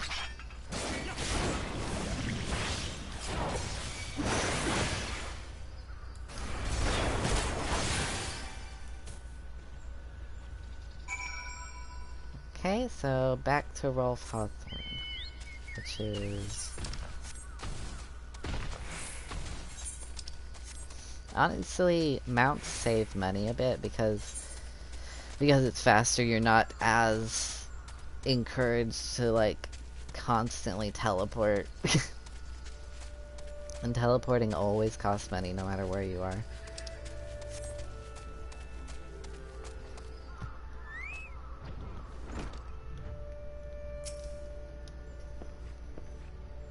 Oh, you're back. Was my wife able to direct you to a suitable offering? Milk root, but of course, those sylphs quaff that cloudy stuff as quick as I do a flagon of mead. The effect's just about the same as well. Honey Road, a gift of milk root will have the sylphs calling you friend and brother the moment they lay eyes on it. Now, let me wrap that up for you. I'm starting to feel a bit woozy.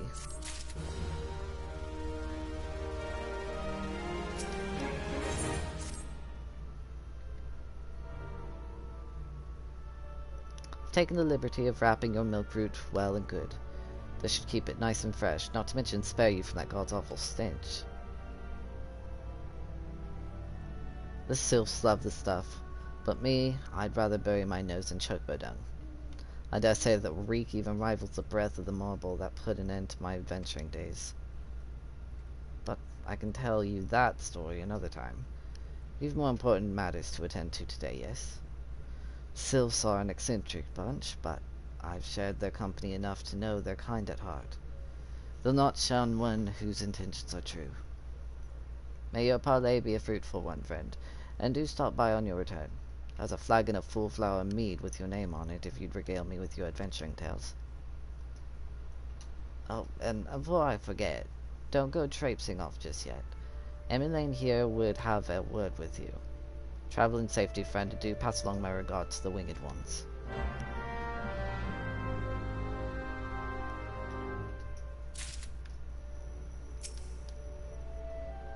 It's good to see reason to delay your mission any further. Upon your arrival at Little Solace, seek out a young sylph by the name of Kumukshio. He has served as an intermediary between our peoples on many an occasion, and has the close ear of his tribe's elder. I see that Hawthorne has furnished you with some of that malodorous root the sylphs so adore. I have something of far greater import for you to deliver. A missive from the elder Seedseer herself. To summarize the letter's contents in brief, it vouches for the integrity of our envoy, that be you, and restates Gridania's desire to maintain a harmonious relationship with our long-standing friends of the forest. The war with the XIV has taken a toll on our resources. We can ill afford to get mired in another conflict. I need not impress upon you any further the importance of this mission. May the 12 see you return with good tidings. Okay, cool. Tidings will be good. Oh, that was so cool looking. I've never seen that mount before. That was really cool.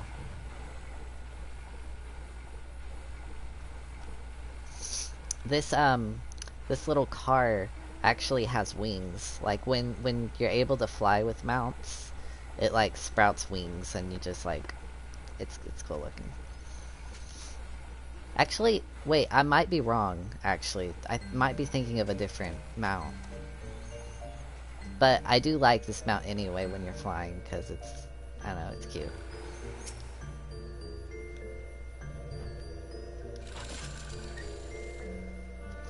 Walking one is not familiar to this one. This one does not trust strange walking ones. Strange dancing ones might be a different story, but this one expects no such thing. Walking one should go home and leave this one be. Oh, okay, so I gotta dance.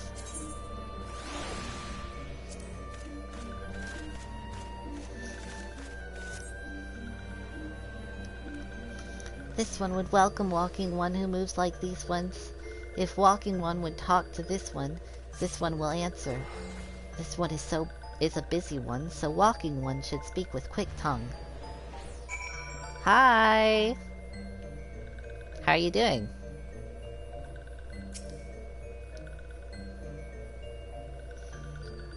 Walking one would bring gifts to this one. Walking one is most kind. Walking one brings milk root. Milk root fills this one with great joy. This one gives thanks. Gives many, many thanks.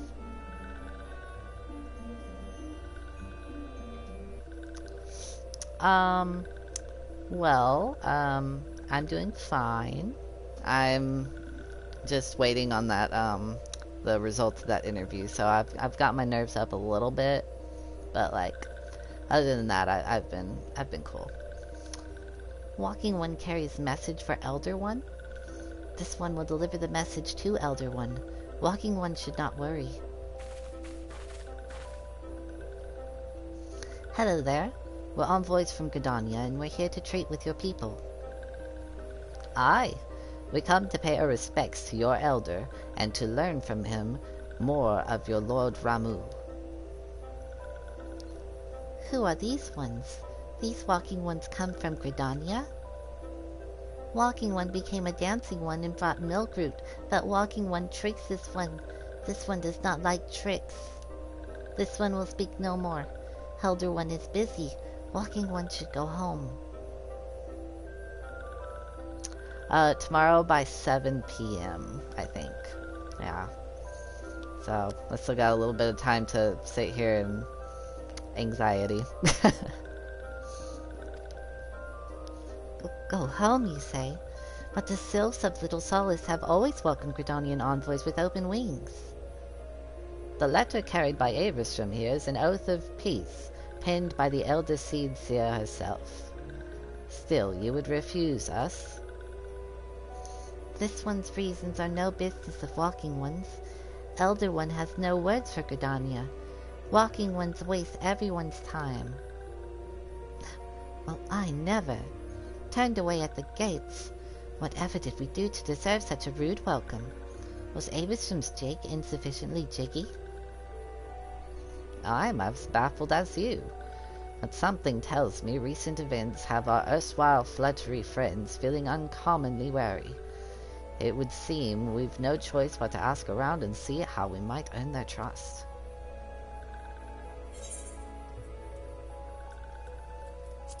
Oh, those are all lame options for rewards. Yeah, it'll be okay though. I'm still, you know, like, I did my best, so whatever happens, happens. And yeah, my jig wasn't jiggy enough, yeah. You have to dance for these to have them, you know, interact with you, so my dance just wasn't enough. Say, Avistrom, are you in the mood for dancing? That's right, dancing.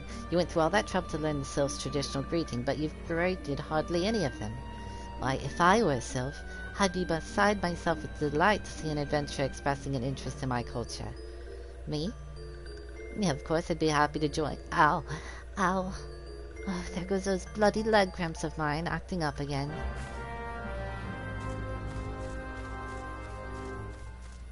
Okay, leg cramp girl.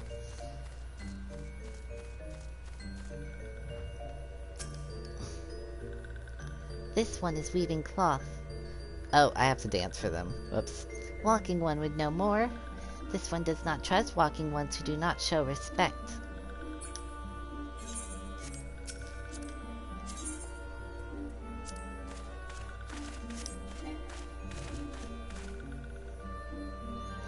Walking one would be a friend to these ones? This one is overjoyed, but this one keeps the ways of weaving a secret. Even if Walking One learned the secret, Walking One could not weave in the same way.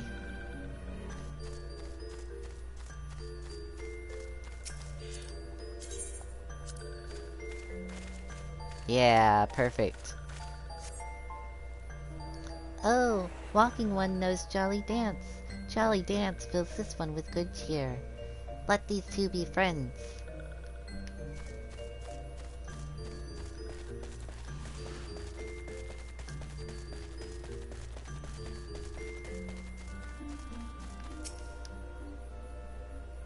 What does Walking One want with this one? Elder One warned this one not to get too friendly with Walking Ones. Forgot to dance again.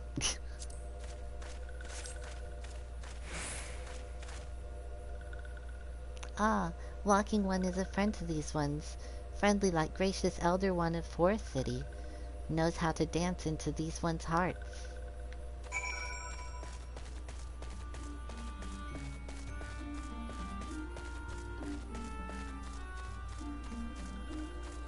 Alright, Ida, I dance for everybody.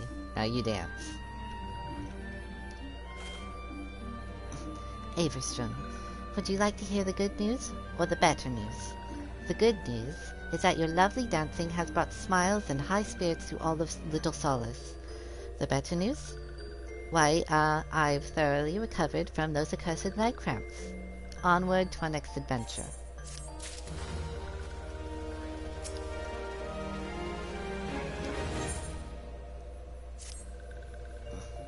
Averstrom, as an adventurer, you're no stranger to helping distressed folk, I'd wager. Tales of good deeds are quick to spread. The adventurer who comes to the aid of the local populace can go from stranger to hero overnight.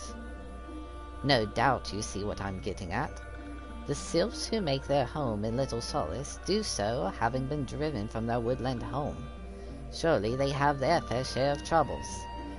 Seek out troubled sylphs, and see what might be done to ease their worries. A sound plan, would you not say? That said, the sylphs are not known to share their worries with outsiders. You would be better off inquiring with Hera Emidia, of the Gordanians who reside here. She is most likely to be privy to the sylphs' troubles.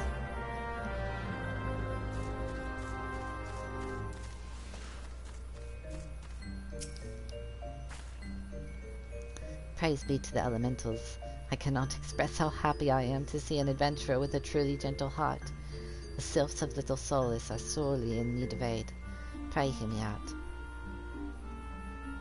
Okay. Being a temporary settlement, Little Solace wants for amenities, not least a stout set of defenses. Consequently, beasts from realms around are free to wander in and terrorize the hapless residents. But these gorlins and gallnuts that roam these parts are especially troublesome, but slaying one of each should serve as a warning to the rest. Furthermore, perhaps you could gather 3 brownie bushes as well. They play an important role in sylphic culture. I do not claim to know the details, and what with such feral beasts prowling the forest, they are not easily come by.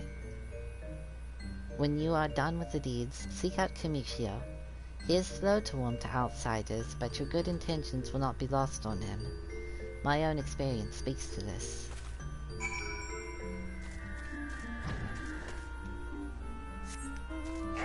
Okay, so I gotta obtain brownie bushes and kill things. Brownie bushes sound yummy, but they're probably just bushes. I want a brownie.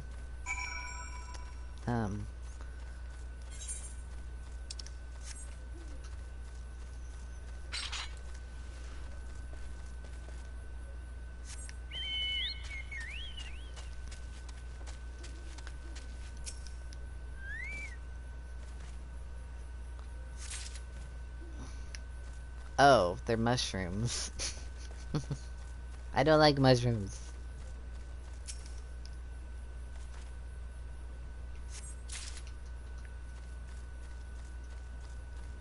I will not eat the mushrooms.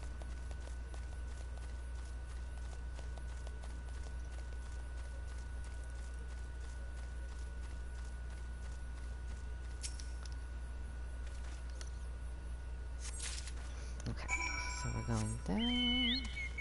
So I gotta go all the way down here just to... Yeah, right?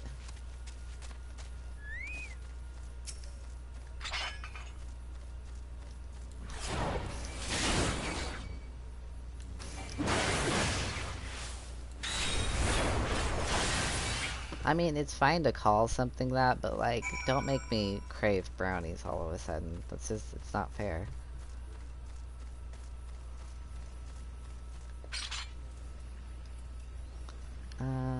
Okay, so back to Camuccio. So, it may look like some mounts are slower than other mounts, but they are all actually the same speed. Like, the developers, like, made a deal about that. Like, this one looks like it moves kind of slow, but, like, it's the same speed as a chocobo.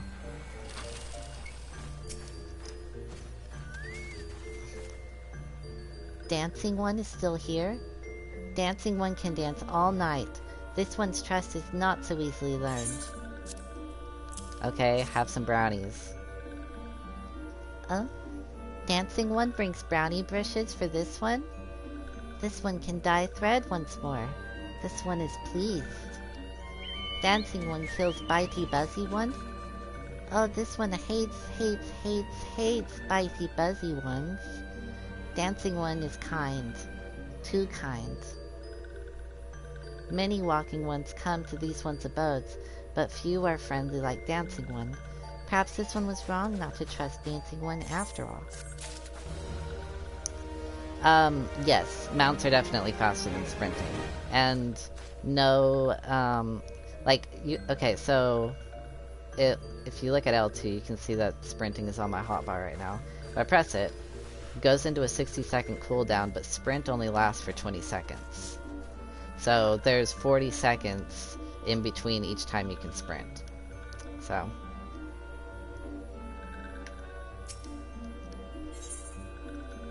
But mounts don't have a cooldown.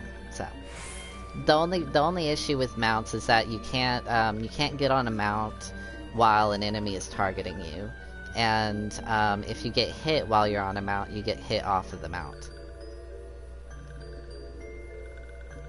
Yeah, but I mean, if you could just sprint everywhere like unlimited, then like, I don't know, maybe, actually, I don't know for sure if mounts are faster than sprinting. I just know that mounts are better than sprinting because of the cooldown. So I've never actually tested to see if like your mount goes faster than someone sprinting.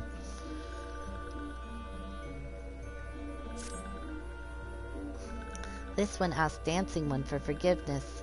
These ones have many troubles since Walking One last came to our abode. This one must be careful. Always careful. But Dancing One is not like other Walking Ones. This one can trust Dancing One. This one would ask Dancing One for help. Strange Walking Ones with bodies of steel came to the home of these ones. This one thinks steel ones come from Empire. Where Empire goes, many living ones become dead ones. Trees fall and bushes burn. This one's home is in danger. Danger. This one begs of Dancing One to help this one know more. Dancing One is friends with these ones and Walking Ones, yes?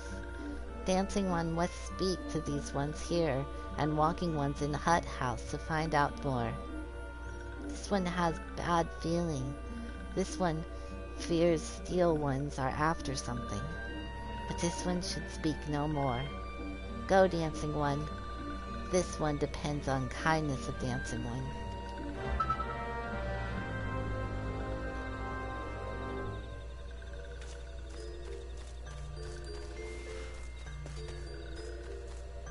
Alright, investigate suspicious presence. That's what I'm doing.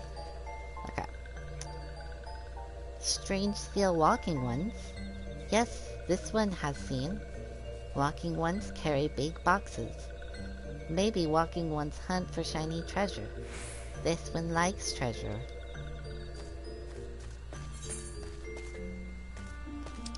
Okay.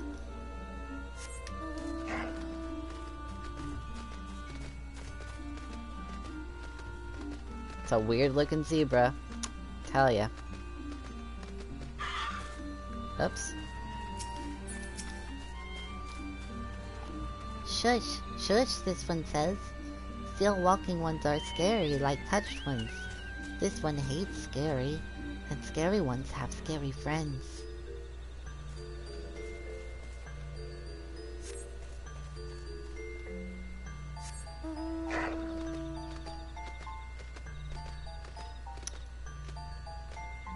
Let me check here real quick. I'm gonna check something.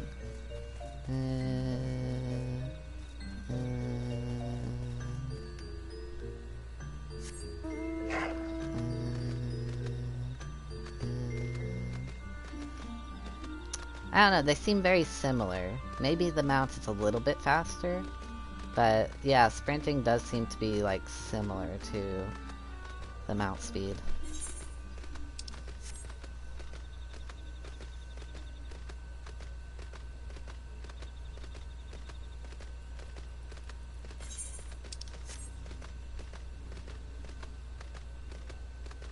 Bum bum bum bum bum bum bum bum bum bum bum bum bum bum bum bum bum.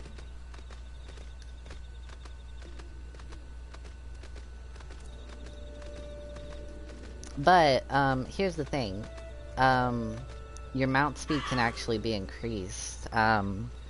Once you finish story quests up to a certain point, your mount speed starts increasing.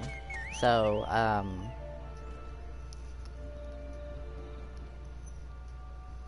yeah.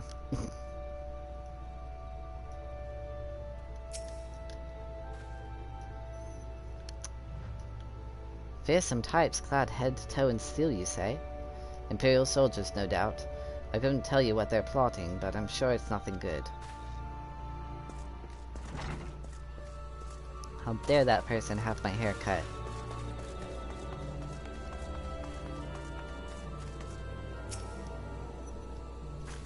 Men clad in strange armor. Well, now that you mention it, I did see some suspicious types of late. They were gathering deep in the forest. I simply assumed they were adventurous.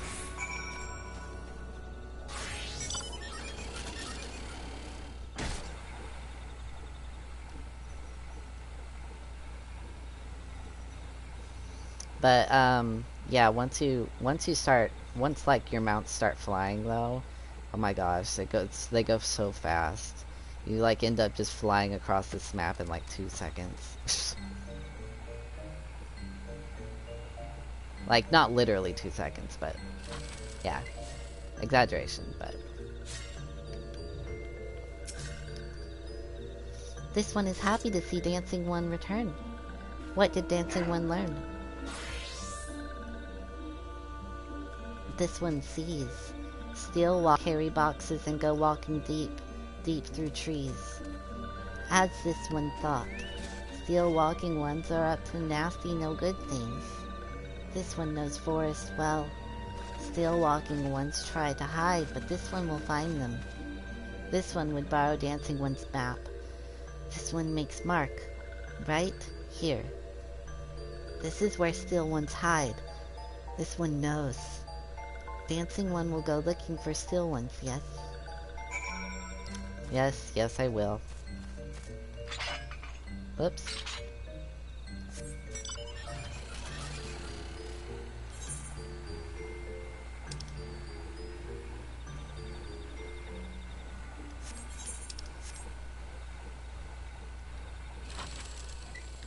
I like that we're getting more into like the Empire business and stuff because like I don't know, they talk like the country or the city states, they talk a lot about how bad the Empire is, but like for so much of the game, you don't even interact with the Empire.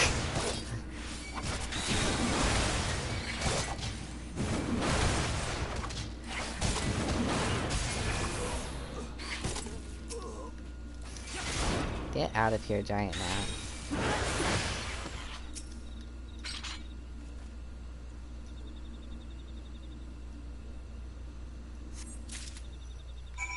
Okay.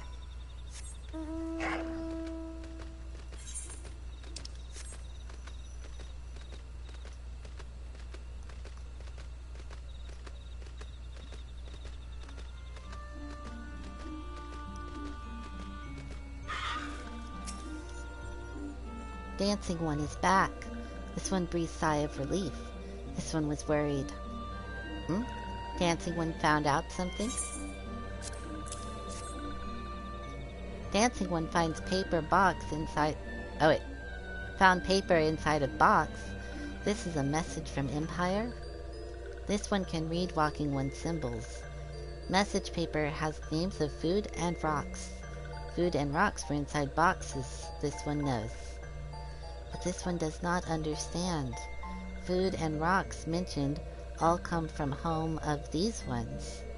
How do still walking ones know to find them? Is there sneaky one hiding behind this one's wings?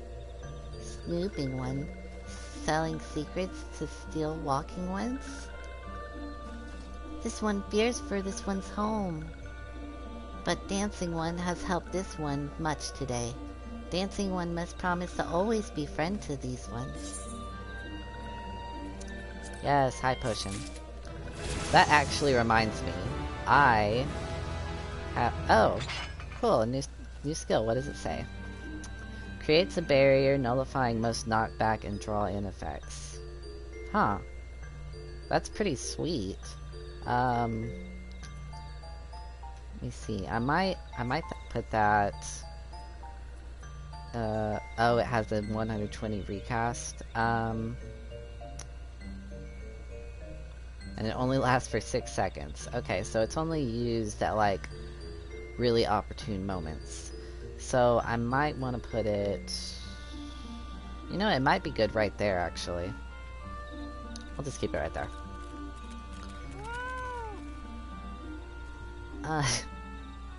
Okay, that sounded like a kitty. Okay, so this is what I was gonna do. Since I've got enough of them at this point, I'm going to put high potion on my hotbar instead of potion, because the potions just don't do enough recovery for me at this point.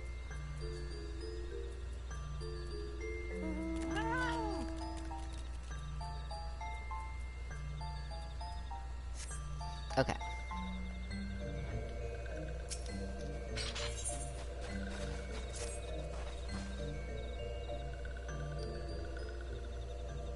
Helpful one arrives at a good time. This one needs helpful one's help. One of these ones, named Claxio, ventured outside Little Solace alone. Alone is unsafe. Helpful one must find Claxio. Claxio stuck west after leaving the settlement. Hurry before Claxio ends up in the belly of a beastly one.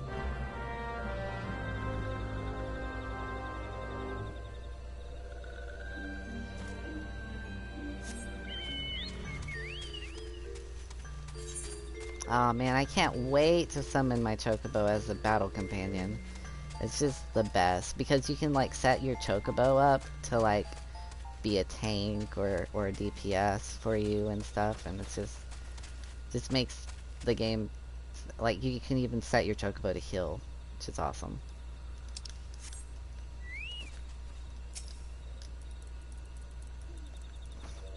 What? Walking one wants this one to return to Little Solace? Don't make this one laugh. This one is weary of living with those who are not these ones.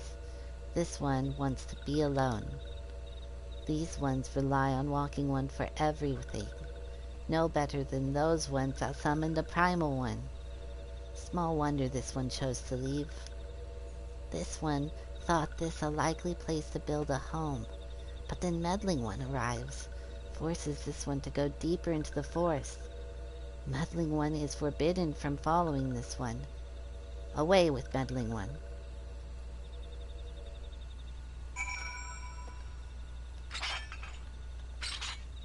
Oh, I'm Meddling One, okay.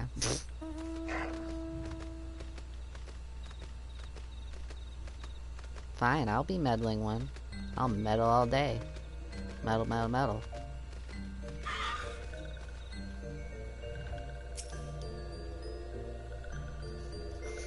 What? Claxio refused to return to these ones and went deeper into the forest? But this one saw touched ones lurking in the forest. Helpful One must hurry. Hurry and find Claxio. Helpful One should search for spools of thread on the forest floor.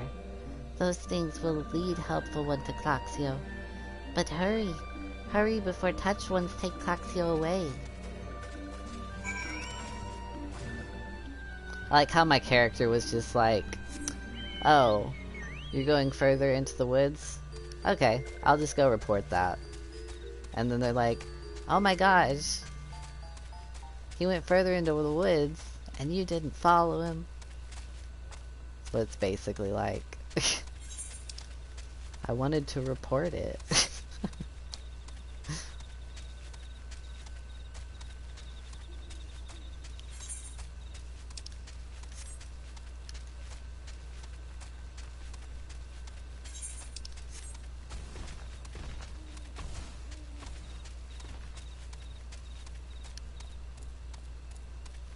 Alright.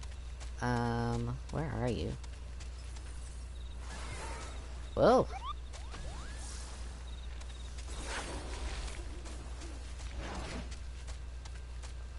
Oh, looks like something eventful is about to happen.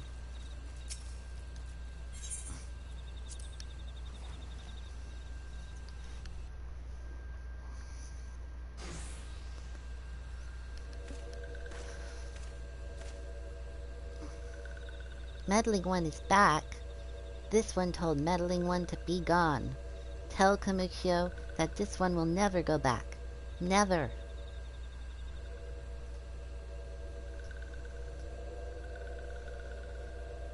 The touched ones should go away too.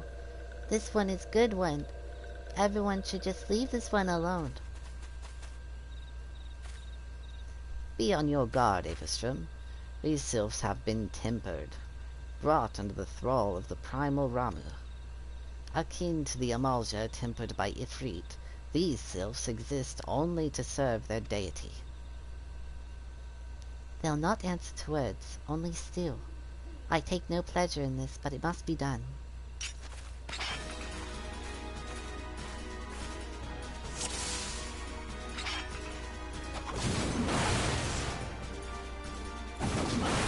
Laxia, these ones are your friends.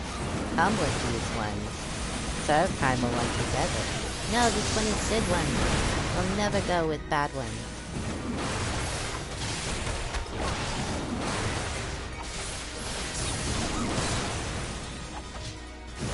Meddling One, not smart to anger this one. This one has many friends in the forest.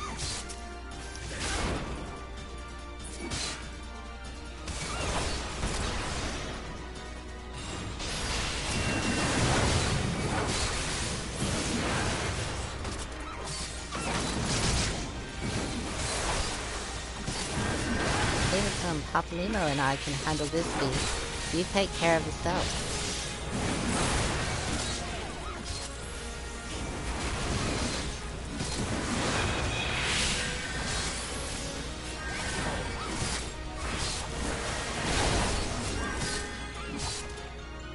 Ah!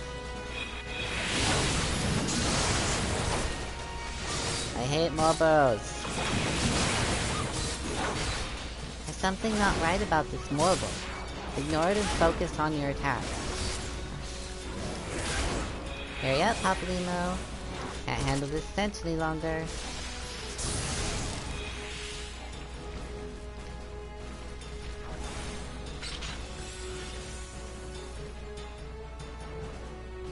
Ugh, I tell you what, those lines were going like really fast.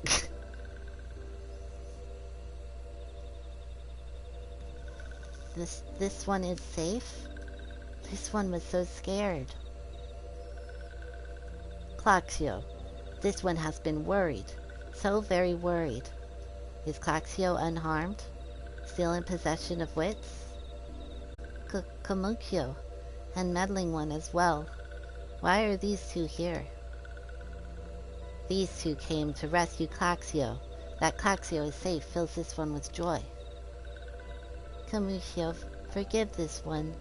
This one did not mean to run away from Little Solace. This one was just afraid. These ones who live at Little Solace were changing, becoming friendly with other ones. This one feared that these ones were forgetting who these ones are, like touched ones did. But this one was wrong. This one can see that now. Meddling, helpful one. This one is grateful. This one will return to Little Solace to be with Kamunkyo and friendly ones.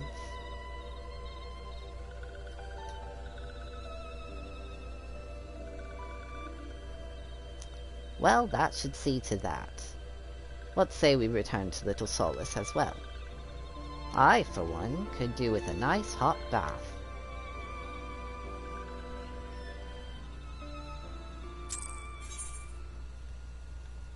Sweet.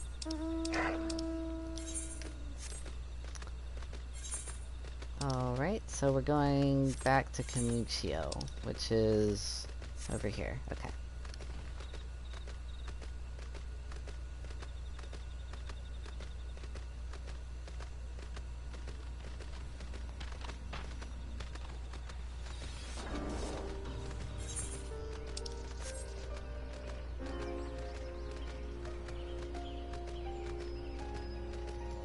Oof.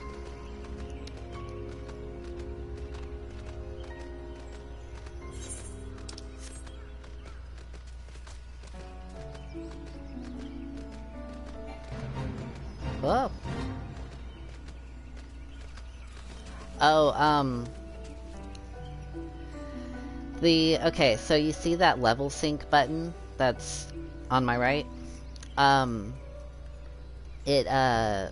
Okay, so basically when you go through a fate, you, the fate is the big, if you look at the mini-map, it shows the big circle, the big blue circle, means that's where a fate takes place.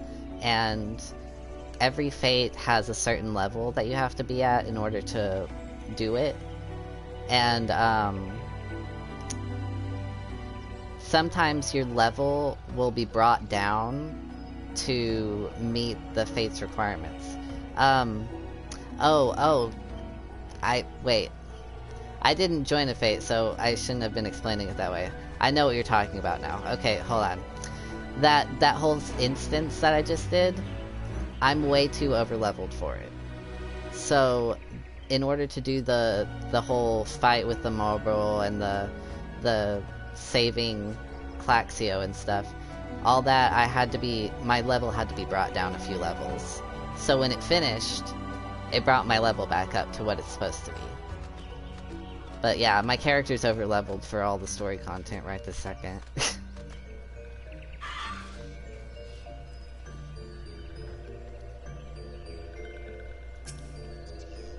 Yeah. Sorry, I was probably confusing with like all of the fate business at first, but the same thing happens for fates. Like they're at certain levels, and you can like press that level sync button to make your level go down so that you can actually do the fate.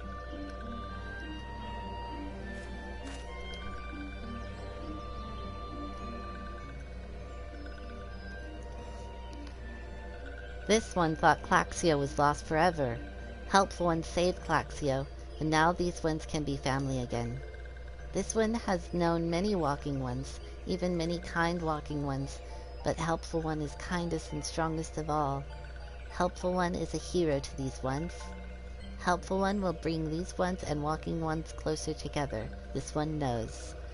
This one would take Helpful one to see Elder One. But Elder One is Elder One is.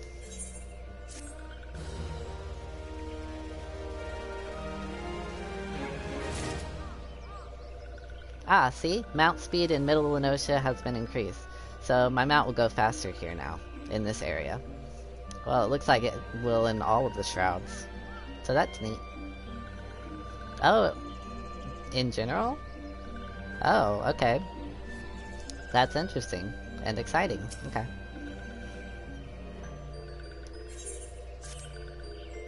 This one must ask Kind One's forgiveness. This one made promise to take Kind One to see Elder One, yes. But this one cannot. This one cannot because Elder One is not here. Elder One is not anywhere.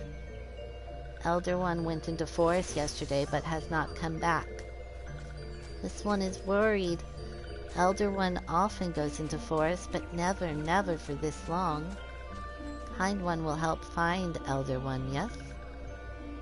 Near where Elder One disappeared is the home of a walking one named Buscaron. Buscaron may know what happened to Elder One. This one would talk to Buscaron, but walking ones do not always trust these ones. Would Kind One talk to Buscaron for this one? That must mean something, that this sylph is like actually using Buscaron's name. Cause my characters haven't, the characters have introduced themselves, so I should not be called Walking One. And Kind One comes from Gridania, yes? In Gridania live many Kind Ones, yes? This one begs of Kind One, please go to Gridania and ask fellow Kind Ones for help. And please hurry. These ones are not safe until Elder One returns.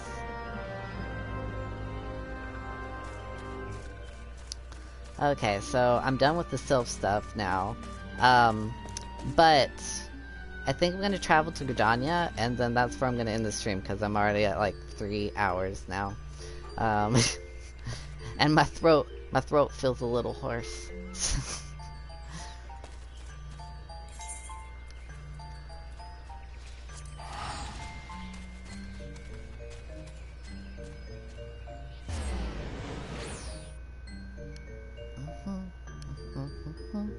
Boom, ba-da-doom, bam, bam.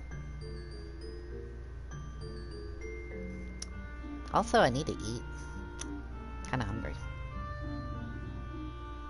I wonder what to eat. Probably pizza. Yeah, I've been doing it every day lately. So. But, I don't know, it's probably like partly the fact that I don't know what it is. I don't know why I'm able to continuously talk for 3 hours straight every day. I guess it's training. I think it's cheese pizza. It's just gonna be cheese pizza for me. It's my favorite type of pizza is cheese pizza.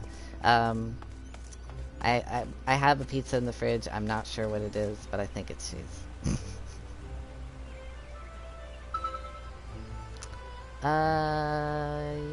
Oh, actually, I could just go ahead and do this real quick, and then that'll be good.